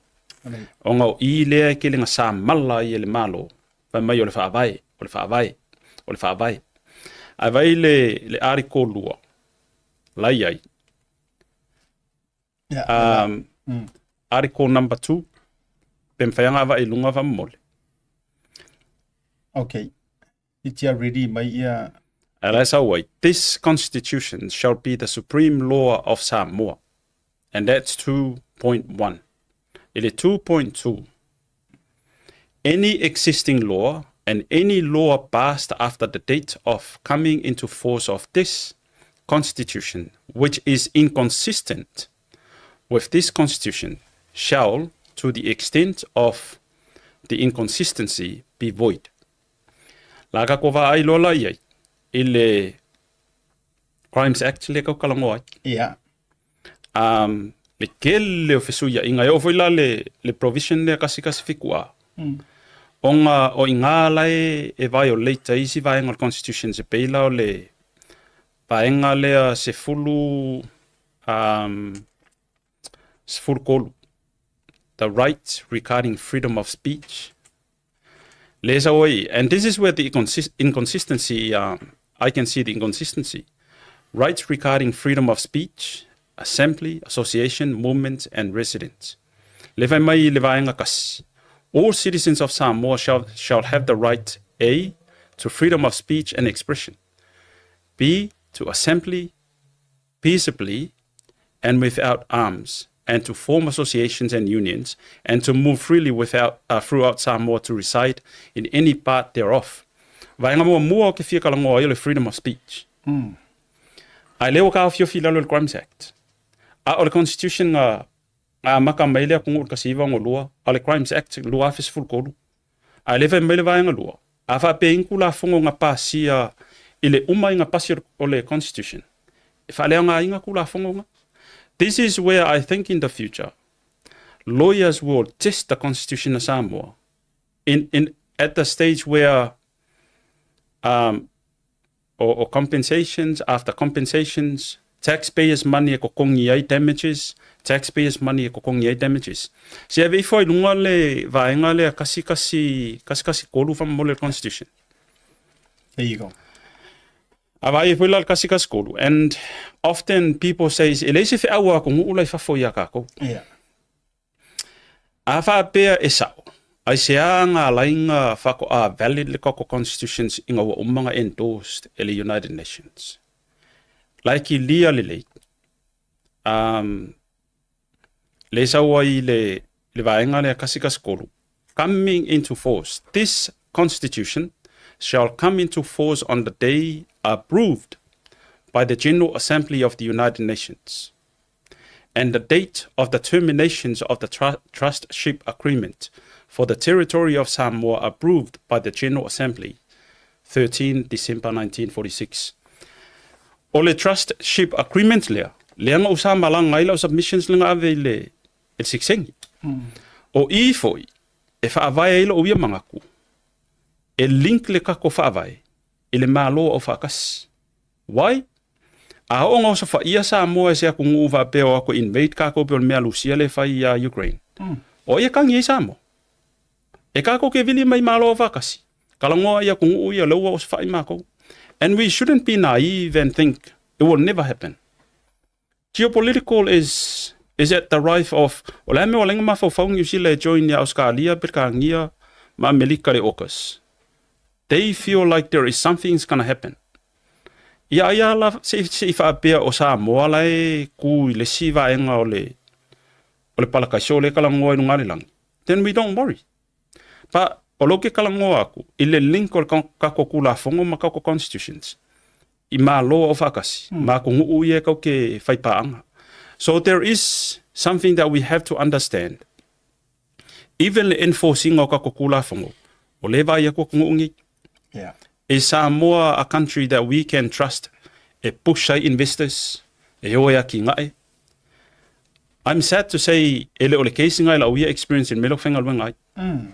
Because we have a conversation ang ele farfengal wenga alert mai mako le pe mengi sa mai Hong Kong in New Zealand.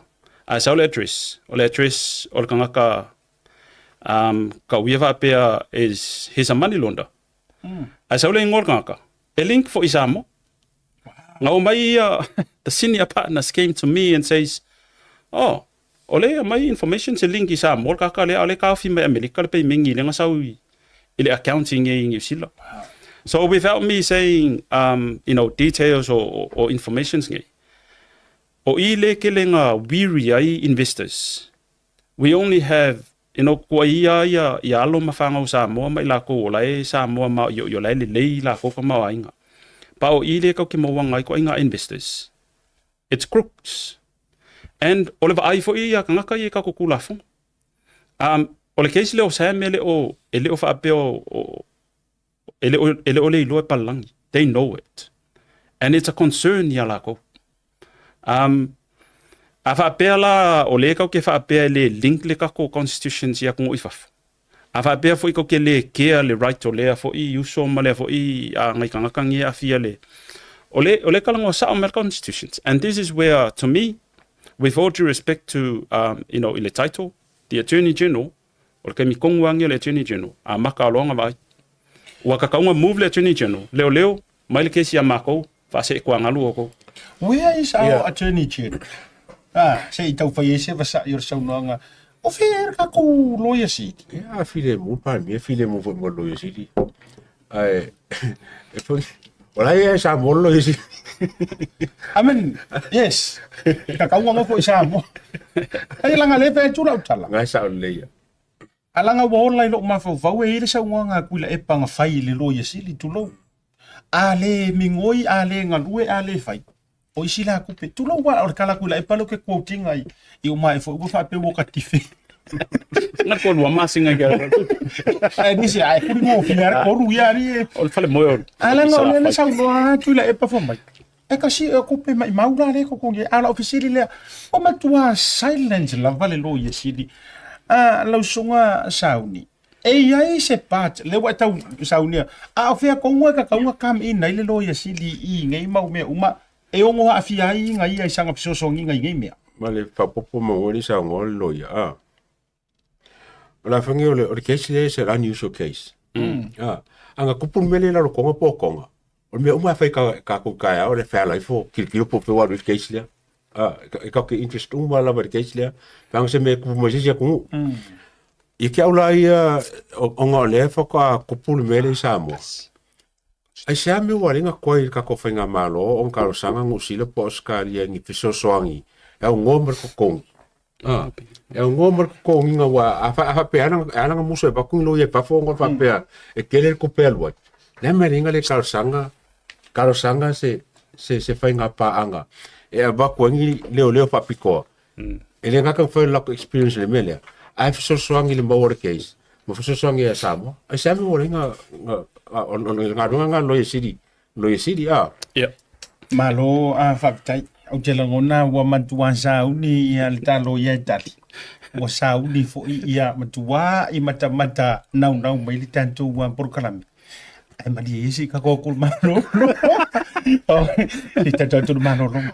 Ioi, awa ko ke poli, o le mo ka okore loma, le mo ka okore si. Are very satisfied with the quality and durability of Golden Bay cement bags. We use it to construct our footpaths and speed humps here in Samoa. The cement's consistency in composition and adequate fineness have ensured strong, uniform mixes that are easy to work with. The optimal setting time has allowed us to meet project timelines effectively, which is crucial for our operations. In terms of durability,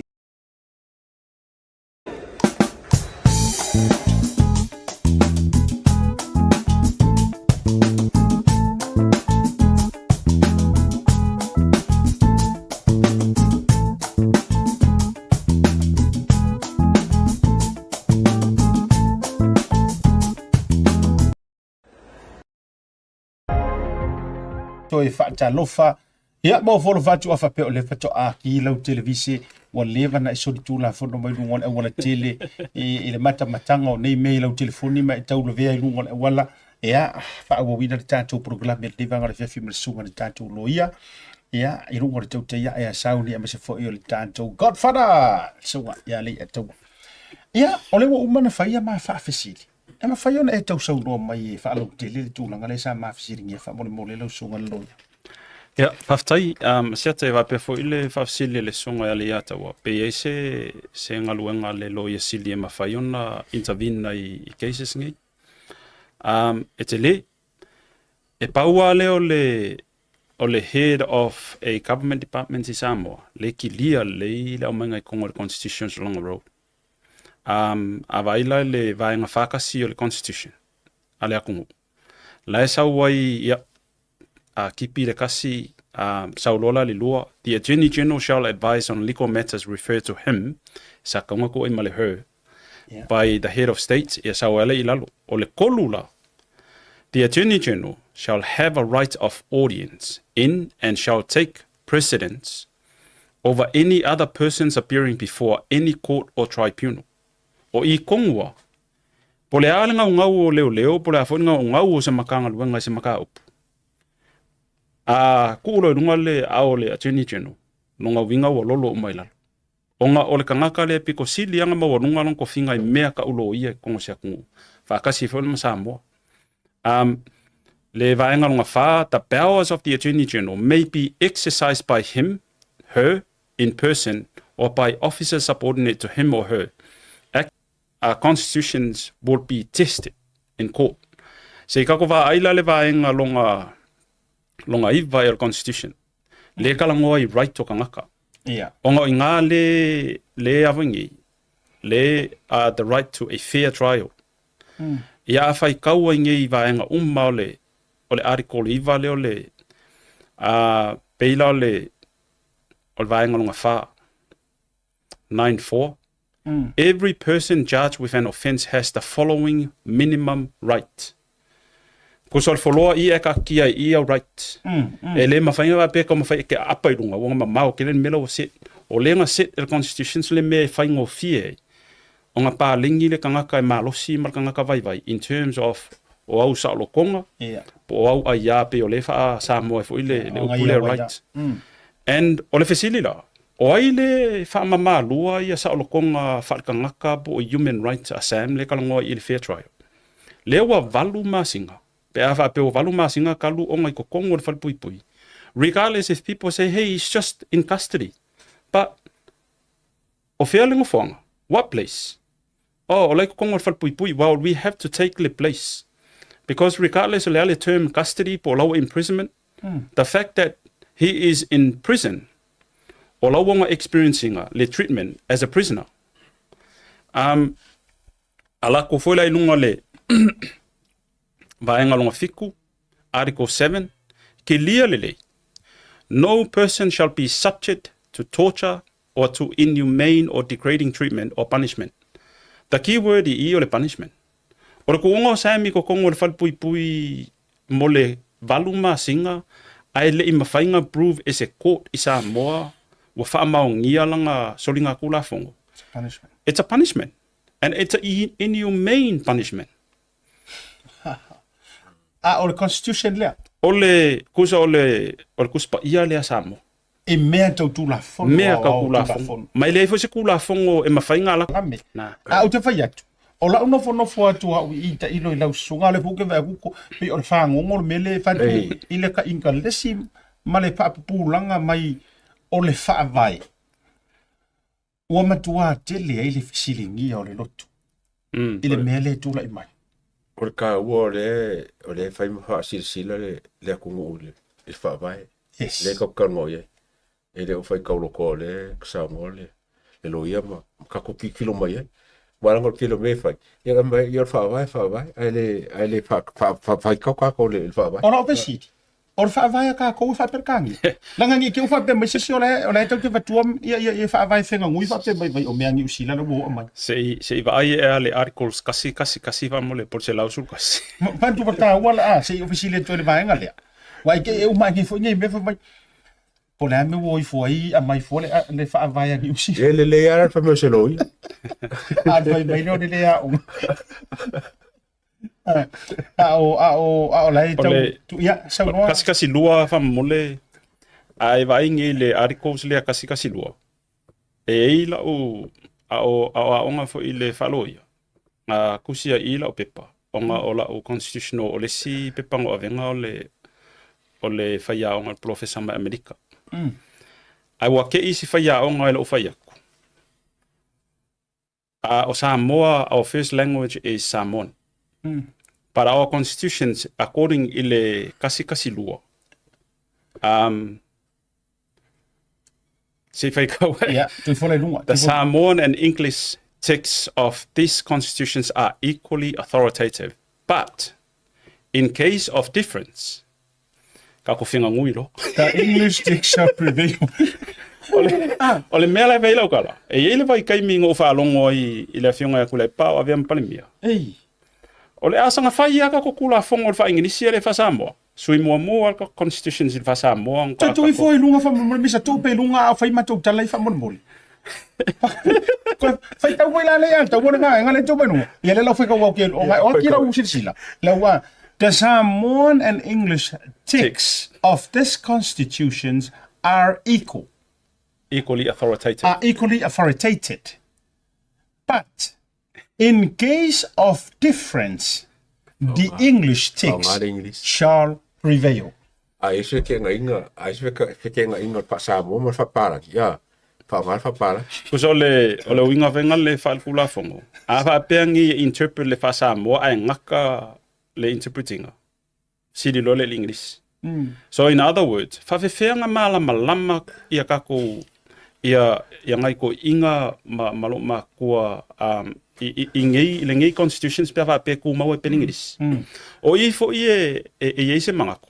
We are still using the tool of the colonials. Because look, we can't even say to the colonials, ave ko English ki ai fafo. Fai ma ko onga ile il fa samo. Ngale prevail ni ngor king. Ole kalila ngan fesiri nga vai mai. Be e iai se version fa samo ka ko fa vai. Ia ngai me fa samo. Ai fa pe ka ke confuse ma ka ko fike nga I winga o upungi fa samo. Yang ka ko ole su me se palang I fa. Whaga tiri, angan lom te tiro. Nga? O la tatou o mai le isi vaenga lea e pei o te fia anta. To roure whaafonga na antunu. Ai se I tā pāpea louto mai tūlanga wha le tulafono I manta o le tulafono le vainga o le vaenga lea. O le isi vaenga lea ngā ka ua mai tōlo longo re keiso sen. I le pili lea I lumo o le fionga, I lana fionga vui Clarence Nelson. O le pesiri lea na whaapea mai ai o le sa whao ngā o e leo as an informant or informer. O le kalia Samuelu I oe manatua o lana tali lava lea in which o lea na publicly confirm e leo. E uia o lea ua tūlanga mai I le leo toe au waile. E leo whaapea o li oskan ka forward ngā luenga o lea na confirm e leo. Ma o le fo wa yai ma se tasi o malu le ma sa avea ma malu le ma lo singia o faila ma pisinisi. A ile taimi le nei. Pea o la company security. Le sunga to masi tu. E ala ilana affidavit. Mo le mau tustosia. E faa maungia. Yes o Samuelu sa ilato operations. Sa faa o ngai leo. However, o se kasi o singia lea sua faa ia tupai. Sa pani. Le lei marifanga. Lea na fesilingia le mata upu lea. Ai e te ela a o mela le ingo fa ko ke kaufi aka i fa ingor ke e fa mai te ele ai ele i hire e recruit fa mai na ye fa nga ina le upule la fa nga mai ele i recruiting e leo ia Samuelu avea ma la tosi pai po o mata e va ai mele le tu ai fa mai malanga kala a Samuel o se kanga ka wailoa uma le official leo e ia so ka fa e ia so ka fa o Samuel o official leo ia mala tu ta o tia la do pe a fali i si truck dealers ia peila e peisa ingatu langa le fa pe o no leo ma tu I mean what do you think of that for ringo mai fam kalanga tu pa ifa pe ele fa nga kongi fole pa pe fole wo ele fa pe wo be ia e sa mos kan ka nga ko ma wo leo ai sa fa nga leo e ko kusala menga ole hala se menga se ko ke cash work usai la se ngor nami o ngila cross examine ngilo ia ko inga leo va pe malak fa makalanga usai it's like you deny ile amakanga alo admit lo pepelo le amakanga lo admit ia esa o le ifa fenga luenga no ole fesili sa involve eco operations sa fa nga sam makele o kalango aku penga ese employment agreement sam is not about employment agreement and the answer is very simple yes or no afa pe mai lando ole ale kai muli ngai vai ya sam ile official leo afa pe mai 3 years ago ole ale maka upunga suo ko le sunga ya sam ele vai falo ia ko sanga e kanga o ko eli lo kunga because lenga if I mai ele if afenga longa no we're not asking about any employment because we know he's not a police officer he's not an ex-police officer and if he's an informant our understanding with informant ele lo e kangaka is that true because ola e alu e awa mai la pis mo ko ngal wenga yesu e ni information se avekanga ka fa pui pe avekanga ka fam singonga esa e uma e ala o ilo ile credibility ola o fo I monimau it's nothing but interesting ole sa fa makale sem sa mo wen kupe but ole because that is not a employment agreement without me disclosing it yeah I'm still involved in EC4E operations in New Zealand. On la FSC di mai va ngale involved in operations on me so fenga longai. E mawanya okupe. I'm not going to say yes or no. But ele is employment agreement because ele manga o ia se va ai fo ile fa kula fongo. O kanga ka kongwala le la ka ko ka ngofenye kili. E paule me it's like you a mystery person. And plus e pe ona e sau noa ele ole mea nga lai kausu esu e mai ele fa masingo pe nga mawa sau kupe pe nga sengi sau konkalake no ole mea lai mana o ele fa masingo I o e malele ai nga e involve ol me foi la e mafo fo e sa fa nga asiata male sunga ya Leiataua o ko ainga kalifa pengi ya leo e aka ngi ai e yai nga luenga palpala ola involve leo Samoa and it means our government is either they know it or they're not being briefed by the law enforcement. Because on mengi, o le maurunga yo le me sa wele whakanganga. Me koinga operations fa pe involve ai kanga like they are human source. These are human source I ka ufa, you know, I akungungi. Because o le kia le koleki mai whamakalanga. O le fesili la. Ava pe ngila e alu avese la le sofa sem fa you know ko ila cho block e alu ile fa kungunga leo e alu e koleki mai information si le vaenga le wa maua fa makalanga le la fongo I fea ai ke iwa fasi ai mamaliu ai lea fo ikangaka. O le reaction sa leo leo. That is why o le whakanganga o ko inga kangaka ngi operations ngi. E au mai maulunga i o le mesa wai le authority. Ai mawhau i foila. O lewa ua whaanga Samoa ia tactic. And they shouldn't be, ka umai kangaka ia ko inga tactic ia whaanga leo leo. Onga o le whaalonga oku kangaka ia ingi, especially other criminals o le ka mawhai a vaku whala au kongo Samoa. Criminals o le ka mawhai a vaku ia la au whaasa inga i Samoa. O le whaalonga longa oku. Oh, o yo longa winga la, va aila le inga le masa inga sau isi aso, ai le sau isi aso. Pe ia se kama leo leo. And that is the risk. That is the harm e kaunga mawhau leo leo. Le case lea Sam. Waka kaunga kako su ea lo se awala e exit ai kako whaise tio ma Sam. Ai ave ese le attention o le kungu. Ave sa awale attention o le susunga ia iku au, po le swafa leo si uso lenga malonga a inga. We have to go and find le kangaka vale inga fo ile kangaka le whalavlave sa, le fo uso le whalavlave sa kupu. And that is where the resources and all the legal attention should be focused. No, Sam. But ele ka kaunga ngalu ese Sam man fal pui without giving him some form of compensation. Se lau afe, I am not going to agree with it. And that is where lawyers will, we will wait until we get our amount. ole dangerous la po ole tu leanga. Le saunga le mua le mata upule nei lau sunga le loia papea sunga le ataua.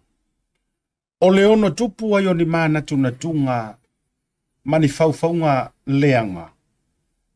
E tau fia ai pe shutdown ai tangata o le wailua le mea lea. O le ono tutupu ai la weda o se tangata itua po oe la wafo o se malo le malo. E ongo kupu ai la maku inga set up. Faku, I'm just saying that. Awalanga e atangia mai lo whapea mai e kau mawasinga fasikala. Leanga o lau te whaiantu. I lau source whaatua tuaina. Mana tua Samoa sa o pisa antu lua porkalame taluai. Lena o ta ua tuai na o maua i lau source whaatua tuaina mai Samoa. O le tasi o malo le malo le ua maliu nei. Ia peni a mina. Nate i o e ina po i Samuelu. O ia e la vei kongo lako poe, he's there poe o le upulea. Ma o le suafa kongo wale a leano o ta ua tua o tenen usa pressinga tunga lua so ta waila no fetu. E iai fo i malesa avea ma malo le malo. Lai failaka pisingisi Samoa. Tuloa, langa lewa mai public lunga, le suafa o sunga ato masi. Tanga te tonu aleno o faya tuai.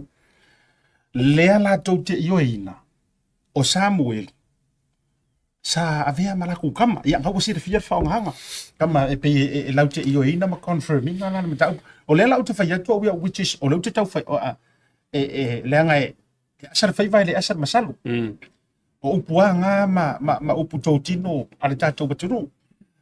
E ongo kupu ai lari kua inga mea ngā i kua inga itu ai ngā cases whapengei. O le ono le se fea i fo i marisoi fua. O le ua know much. Too much. About i mea whapenei. Ai maise o lea ua makua lama le whiri mariki apo. I think ko le esa o le ala usong wanga siata ya o whafonga fo ile sunga Leiataua. O i e ese la ngonga fo ile this is where leaders stand up and start looking at a ka use makanga luenga i wha moe ai so sea kungua. O le makanga luenga ngi o leo. I a kungua i e whaila ko milikeli. It's like that's your overseas force. You know, it's your overseas force e puipuia ia le force ka mawhai attack lo kungu. A o le makanga luenga o leo. E iai loa ngi mea whape o laua ua leo koe kukusa ia loko ila kou lo kau kua inga le kungu. Basic information so laua contradict ai fu ila kou vai. Pe ua le kakau eanga va aile ka ika i o le malo o le alime la kaunga whai. Because e kakaunga koe wha fo'i le mamalu le officer o leo. And I think it's fair to say basic information is available le kamingi. O lai whelo koa. Lai whelo koa i loa whai vaenga. E manga kua ia le a whionga ia fuawai lili. Manga kua ia e le ngale malainga fo I le mesa o fo I le kamadi o le kungu. Yes. Ma koi kiki a fat pui pui ai. A o ai nga faufaunga le case. O ka ngaka ngai kongo makanga luenga leo leo. So, it's very important ni a Samoa. O makanga luenga ngi ka kaunga, like, e ka kaunga makua so kau au makangaka. Auangi is serving for personal interest. Because e yele kai mi o aku ila ko le a vea fo makai ka yo le makanga luenga isi kai mi o lumanga. La ko va ia ku ko. Ka ko fa yan mela ori lang fai ko fa ngofi. La ori lang mo mo kia ka ko. O le upola ku u fa longo ia muri mai ya mo mai. Pa afa pela nga sere me a muri mai a mo mai nga fai. Are we going to keep doing the same wrong thing? And this is where I am so interested. Is a kaimi oilum. O a fo ia lumbanga o ngi cases. I'm sure I will be open I lawsuits ngi. Nice. And ole me faila okala. This is where I'll take the case to another level. Take it to the international human rights. By all means. Facility I the United Nations. Mankual ko luo ole actor for ileo George Clooney. She is someone very interested in the abuse of human rights. Iso se aku, especially aku Afrika. O ko inga lo ia langa. E ka ke tae kinga lo ise issue about human rights in Pacifica. They will open up. E kele fo io lo ia human rights ang usila. Lela ke observing le fa mamaluing or constitution of Samoa. Afa pea lao se o yengi mangu o kongolo official leo wa esel manga ku o lea kai malea kai kongolo official leo. Maybe it's the time for the government to look at ile makanga luanga leo. Pele o kakau e. O nga fai se fai unga ai ko sora makanga luanga leo. O fe kau e kanga kala ye kai minge e kai makanga luanga leo. Are they serving the best interest o lea kungu malkula fongo male constitution? Or are they actually driving some sort of like personal agenda? E makula ko ai la a makanga whekau wa ile kungu ua se whela kungu ia lako. Leo maliu le sisi le sunga le malol le maliu ngi. I would be so embarrassed as a leader if that is something kupu o yai as a leader. Like in other words, you were on watch. Do you really care about the life of your troops? Really? Afa peangi o loa e feioli. Ele o se makanga luenga a oe, ele o se makanga luenga a o, ele o se makanga luenga kako ainga. It belongs to Maya Samoa. Ko e faa fo I le makanga luenga Samoa. Sa ili se si nga ki kau avea makanga luenga ile si fo I kau sanga I it's not safe. Afa pea loa maliur ko akas. How many others o lae fo I wa yele mafo fa when is my turn? Yes. Fa ko far ngau mar ko luar ka ya la le fainga luenga po le si fila la yai ale fa pe komiki. Dad, are you safe? And that is the saddest part. And it's because of leaders who are so selfish. Ele aise se alo fainga luenga, male expectations. E ala kuma e maliu ai. Whamtai le sunga le ri loia. Ya. O le tāua I o le dei porukala me se fo I o le faʻasoa. Ya. Tutupu a matangi li ua va. Se vangarkanga kai makua le ele alofa tulau. Upu tautino ma upu tu sa o langa o le upu sisira mai.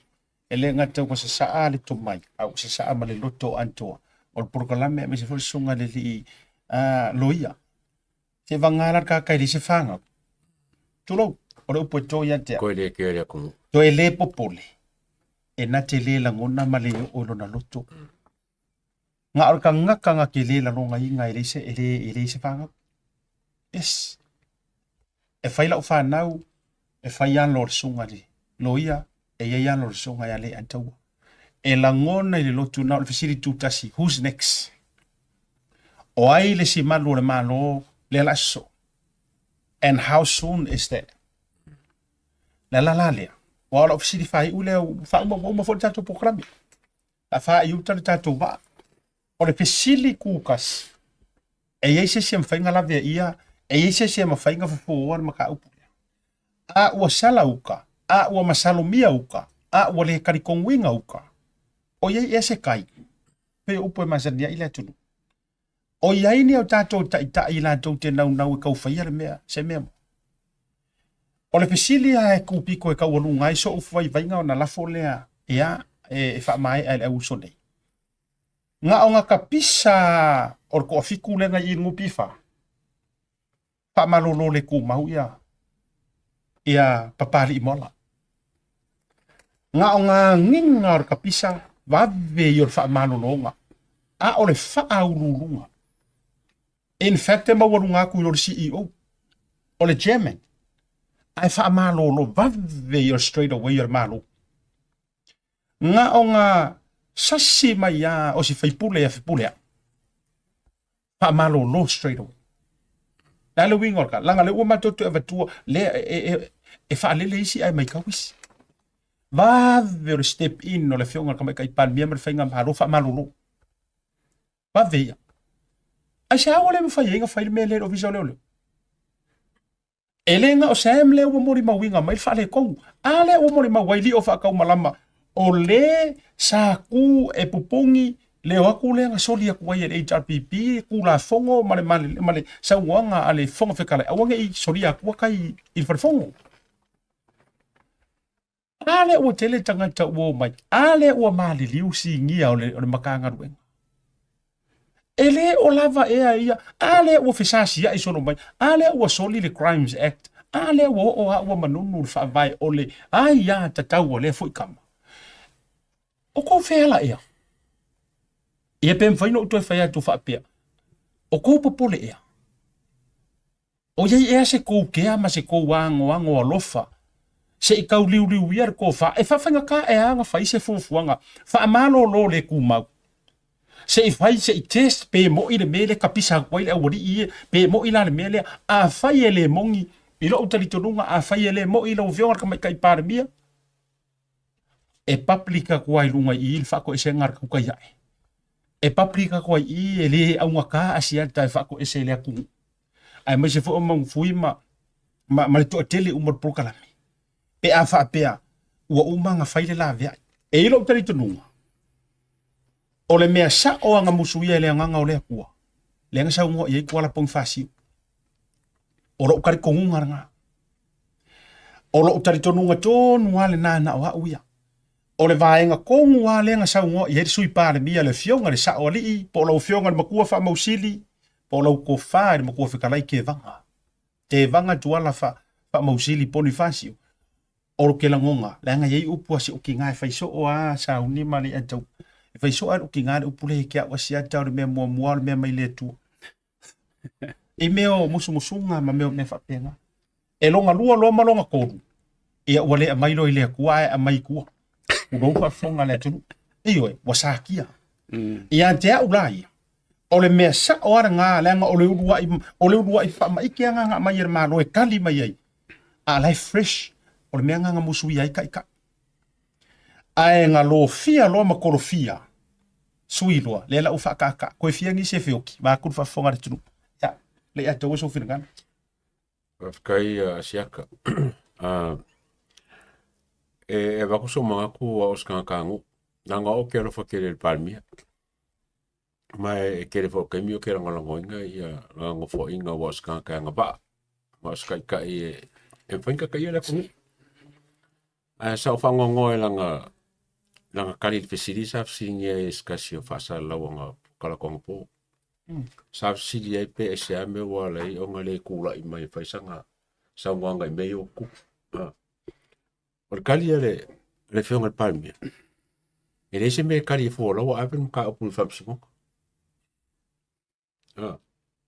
o nga sa longa ngai lo fa ngongole kikia awa ape pele fam ka opula kon famsimo le se me ka fia ai si sa ngo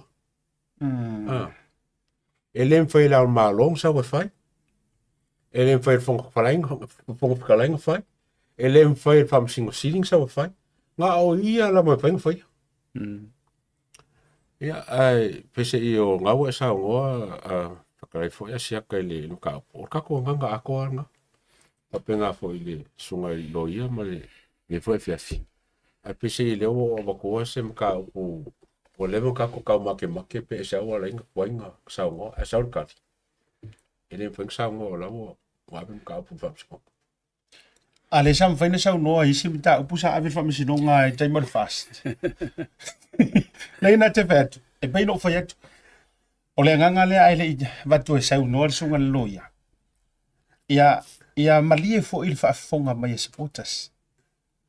Ale malo watu le mai. Langa yeile si supporters. Awangi o kaku o veo ngi supporters nga orpungo ngou mo iluma. Ia avea tātou o ni lango e alo lo famongi mafai me sa. Leanga a fai nga orka ko pungou wa ma follow the leader. Ele ala se nga oka sa le sa si le nga uangi yo ese fua e nga uare kari kong wingar kai inga. Ana i chapipi la ko. Winga na le o te toe au ngani mo o toe tu alalo. Pa ia ele o ia le matapia le manaia. E longo fiar ka ka ya rupo isa maru onga ngafa mo nga kau a inga. E fiu wala e tau wha manino, e aru pungou, o le mea sa wha ia kula epa, e sau koe whai ia fia me. Ai manatua na tātou o ese mai, ma tātou le taritonu ina, le whasi ui o le ta inga, sia fo i kamari kulo. O le ka inga, langa pe on sau ngosa ungi, tātou feita, ma tātou criticizinga le office. Ia e kur kangaka ia, langa o le kangaka le kongu ma le sa ui rumo le kua. Ai na mafua na me ese le lango manilifa ese. Leanga wale sanga kongu le va fola ur ka inga fo ia kuila epa ya ise tali tonunga ma se tofa le tonu. Ala leanga la inga ka ko ngau sui. O le sui la e sui inga io ko e faile me ami o kongu e ka ke le ka wa o nga fa polo fesa fa loia fa e tau tilo ai e me ai e tu le mai. A le winga pe o to fa popo sa ndanga sunga li atau. Ia a faila ole ale kali o nga ue whamasigonga. Ai seanga kali ei kai mio harmony agreement.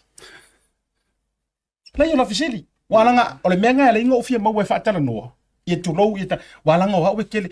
E kame mai i. Ai o kame aku i langa waleva ngo kame ri oranga. Ia. Waleva ngo kaora. Wa la fisili nga. A faila la le mwhainga e sau ngoa. Taimiri nei. Ono o lawa i rumar whamasigonga. E fia la ngisi keise sau kou karangoa ai. E ui o langa i rumar whamasigonga. Ngai uang ko wo faili harmony agreement. La ua i rumar whamasigonga. Ele. E sao ai le au. Ia.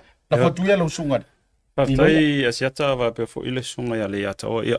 Samoa ele o ia lau pua ia tamawhainga. Ai. Elangona le whanonoa.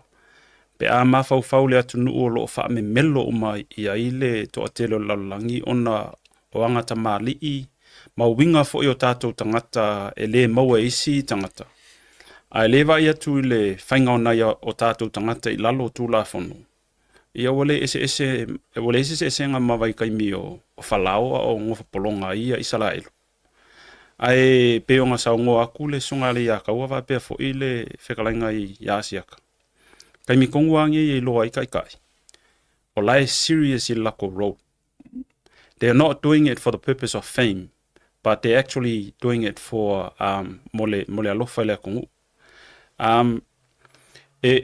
E fiu ia laksen e kau alo mai issues ngai. Because e sao ia le ia kau. E le mawhainga laku le ia le aole malo e kali fesili ngai. The Prime Minister, with all due respect i le afionga le South Africa, you are the head of the executive. You are the head of the purse. Le kanga kupe Samoa. O le mea whainga lea lai o ngā kauru pale mia o i la kouia le pulea ia sosia ma ka maa inga o lea kungu. Onga o resources ia e allocate mai el kapingeka. E ave whaakaungu o inga luengangi. E le whaapea lao whaakongu o kupea. Pa o le fia i loa e lea kungu. O le ale positions a leo lo avea mapalimia i issues o le affecta i alangonga maneva ai aku fo i le kungu. Ko kele o ngai woi i Australia ma overseas. Ua reach out mai. Ua le sefe Samoa ia mako whaafekai le kaukai ai. E iei fo i angisi fo i o le Samako whaingaluanga. E lo fia oi Samoa kaimingi. And they are not Samoans. And o ko inga kangakalangi ka ke mafau e ko afia kangakala kala ngoa I winga le kung ule ia le fainga maliu mai le fo yalo mai salafai. Ongo le o kulanga fo I mea kau au penga manlosi. E faile fa lau loa ale ofisa leo e koe fa fo I mai fanga I lisi aso. Ai malama ka e au. Maliu wai le mai salafai. O isu sia o loki loa le afia I Samoa. Mua o fuala au fasainga. Longa lua o au penga o fanga ma o penga malolosi. Fafifenga o kungi me ko kongo le kungu. O fe eo yele ofisa leo o lo o fai mamalu le kungu mamalu le malo. A fa pea ngila o le alu e a fa pea. Soon we will be worse than Zimbabwe. Le kaiminga ka I Robert Mugabe, he thought that he would be the champion. Umai fonga, ua makua I civil unrest a kore kungu. And I will never want Samoa to be like that. Nga koi kikia o ai konga luafe malima. Koi kikia o ai konga luafe malima lenga o akuai milikeli ang New Zealand, milikeli Australia. E ka awhiofile right nga o ia konga. Samoa is at the edge pe afa apea ele move. Ia le whainga mālor kai mingi. Whai se fuafuanga le ofisa leo. Tasi leo lo tali tonu. Tasi leo au wana o lea e tau mafai tangata I le lango le whainga mālo o lo o ngā lulu e tutono le mālo. Me lea lena ta whai atu lau whionga sa whapito ma lau whainga mālo. Kasi lea me ko kia. O lea e tau mawhai e whaaleanga I lau paia inga ma lau no wha inga. Lea lana lea leina mātou au ngani atu. Ma mātou wa e le muta ri tau longolongo. E ua pia mai. Awa nei avea I lesi tu o na whapelea ai ua mātou tau le pua malafo. Lea ai a fua whare mawhau. O ai tangata ia lea vai mangua ai le no wha inga ala ua whionga le tamaitai pāle mea. Langa a vai mangua e upu ia ma kele me kupu. O e sa wha wau mai le administration kuai. O le winga lao lanta tala. Tasi lea tactics maybe o le whaonga. E ono tolo fia ai. Lau no wha inga ia uma e ai. Wa mongi a upu ia e kaulongolongo mai eile ka ika iori kua ngai mwha pia mai. O le mai mongo re kaimi ko kere iwa koe se where a kungu. O le mai mongo re taimi na tau wantu e sere mafu anga nga kou wakwai. Lea la e mafu anti I. O na tuwa lalo atu. Wa te tau na fufuru se ilea alea nga e sa ungo iai. Se ilea alea walanga ale se ia lea alea. O te ioe mo uamene. O se kaimi ngumela kasi ngai le paia inga le nei. Wa matua matau tia ai lea role aisa I Samoa. Wa kousi le sila kui le si video le share mai ke ngeki. Te ne tila I tu te lupo la o nga le primary school ia pe o pole a fori tu lango iai. A le tu lou lava ma le a. Pe no fa tu ele se iso nga o langa ako akwa. Ai o le winga le tate fa ia duai. O le tolo fia ai o le tau paia inga le lei. Le nga I hele kanga kai Somalia ai ngi wa aki. E Somalia e sauka o mai aki. Oe masauli poki mai a. Oe, yes madam, everything is okay. Don't worry about the social media. Wa upua ia le avak. Don't worry about the overseas social media and blah, blah, blah. Everything is fine, madam. Mai vai ka ko ia. Ai o tu atu, they are setting you up, madam. Lau whionga te mai tai parimia. Na uma e la ia lea. Wafo e la iu lako wha moe nga a koe fo I mai. Po le halisi administration e koe fo I mai a koe whiriwhiria lako kulanga ma lako ngā luenga. O le ala le nao le se senga lea. Leanga o tau tai tai. Mai ai la whionga te mai tai parimia. Se i o umai so se whaipule. O maa kou nga whiriwhiria o kou. O maa kou. A o CEOs. Nga whiriwhiria o kou. In other words, o le kako, o le formula la kako. Mo le whaafonga mai makaria mai sa maa kou kala leanga o maa kou paro kainga o kou.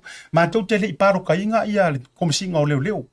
Maa kou ke le I paro kainga ia le loia sili, le ai. Na whiriwhiria e o tou. I lunga o tau discretions e tu sa mo lan tau to mai. Ia, pe nga whai I le masangi po se nga kau ngai. Ai o lea la e wakura mako ku alalo. Mau ke ku alalo ia tu ia o tau na matou whiriwhiria. Nga you know what I mean, paloka. Mau ke le fia ku alalo ke lea nga I CEO. Lea nga ele popole mai a mako, lea nga mau ke le whiriwhiria la ko.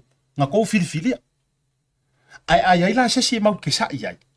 Ma lafo iai se faa, se sa yo le tunu uma se tu alalo. O kou lenga o kou ka whiriwhiria tangata. Ia, pa uma mo ia ma ko program Leiataua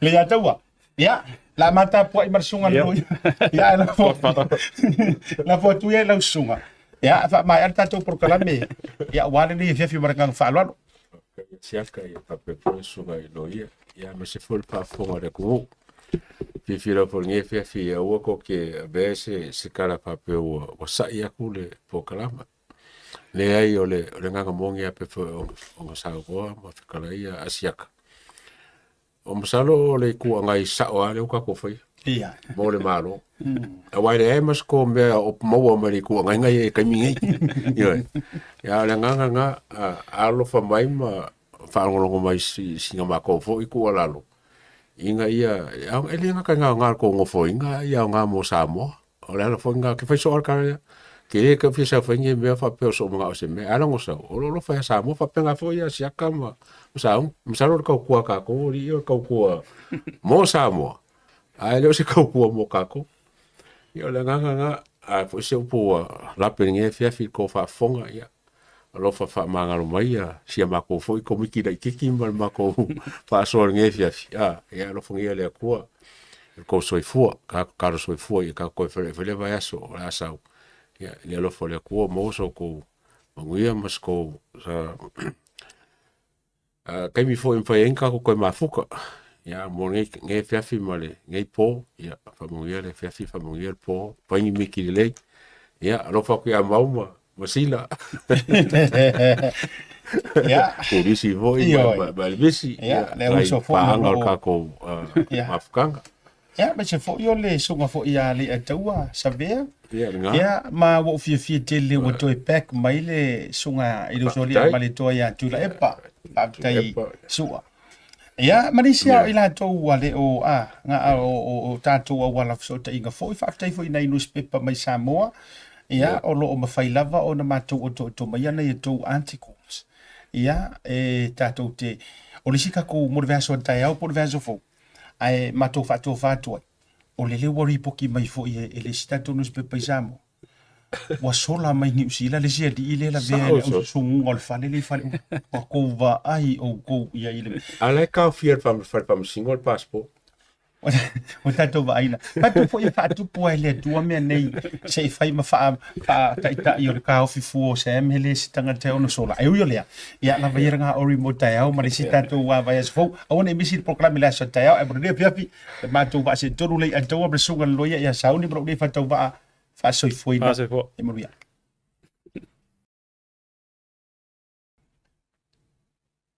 Be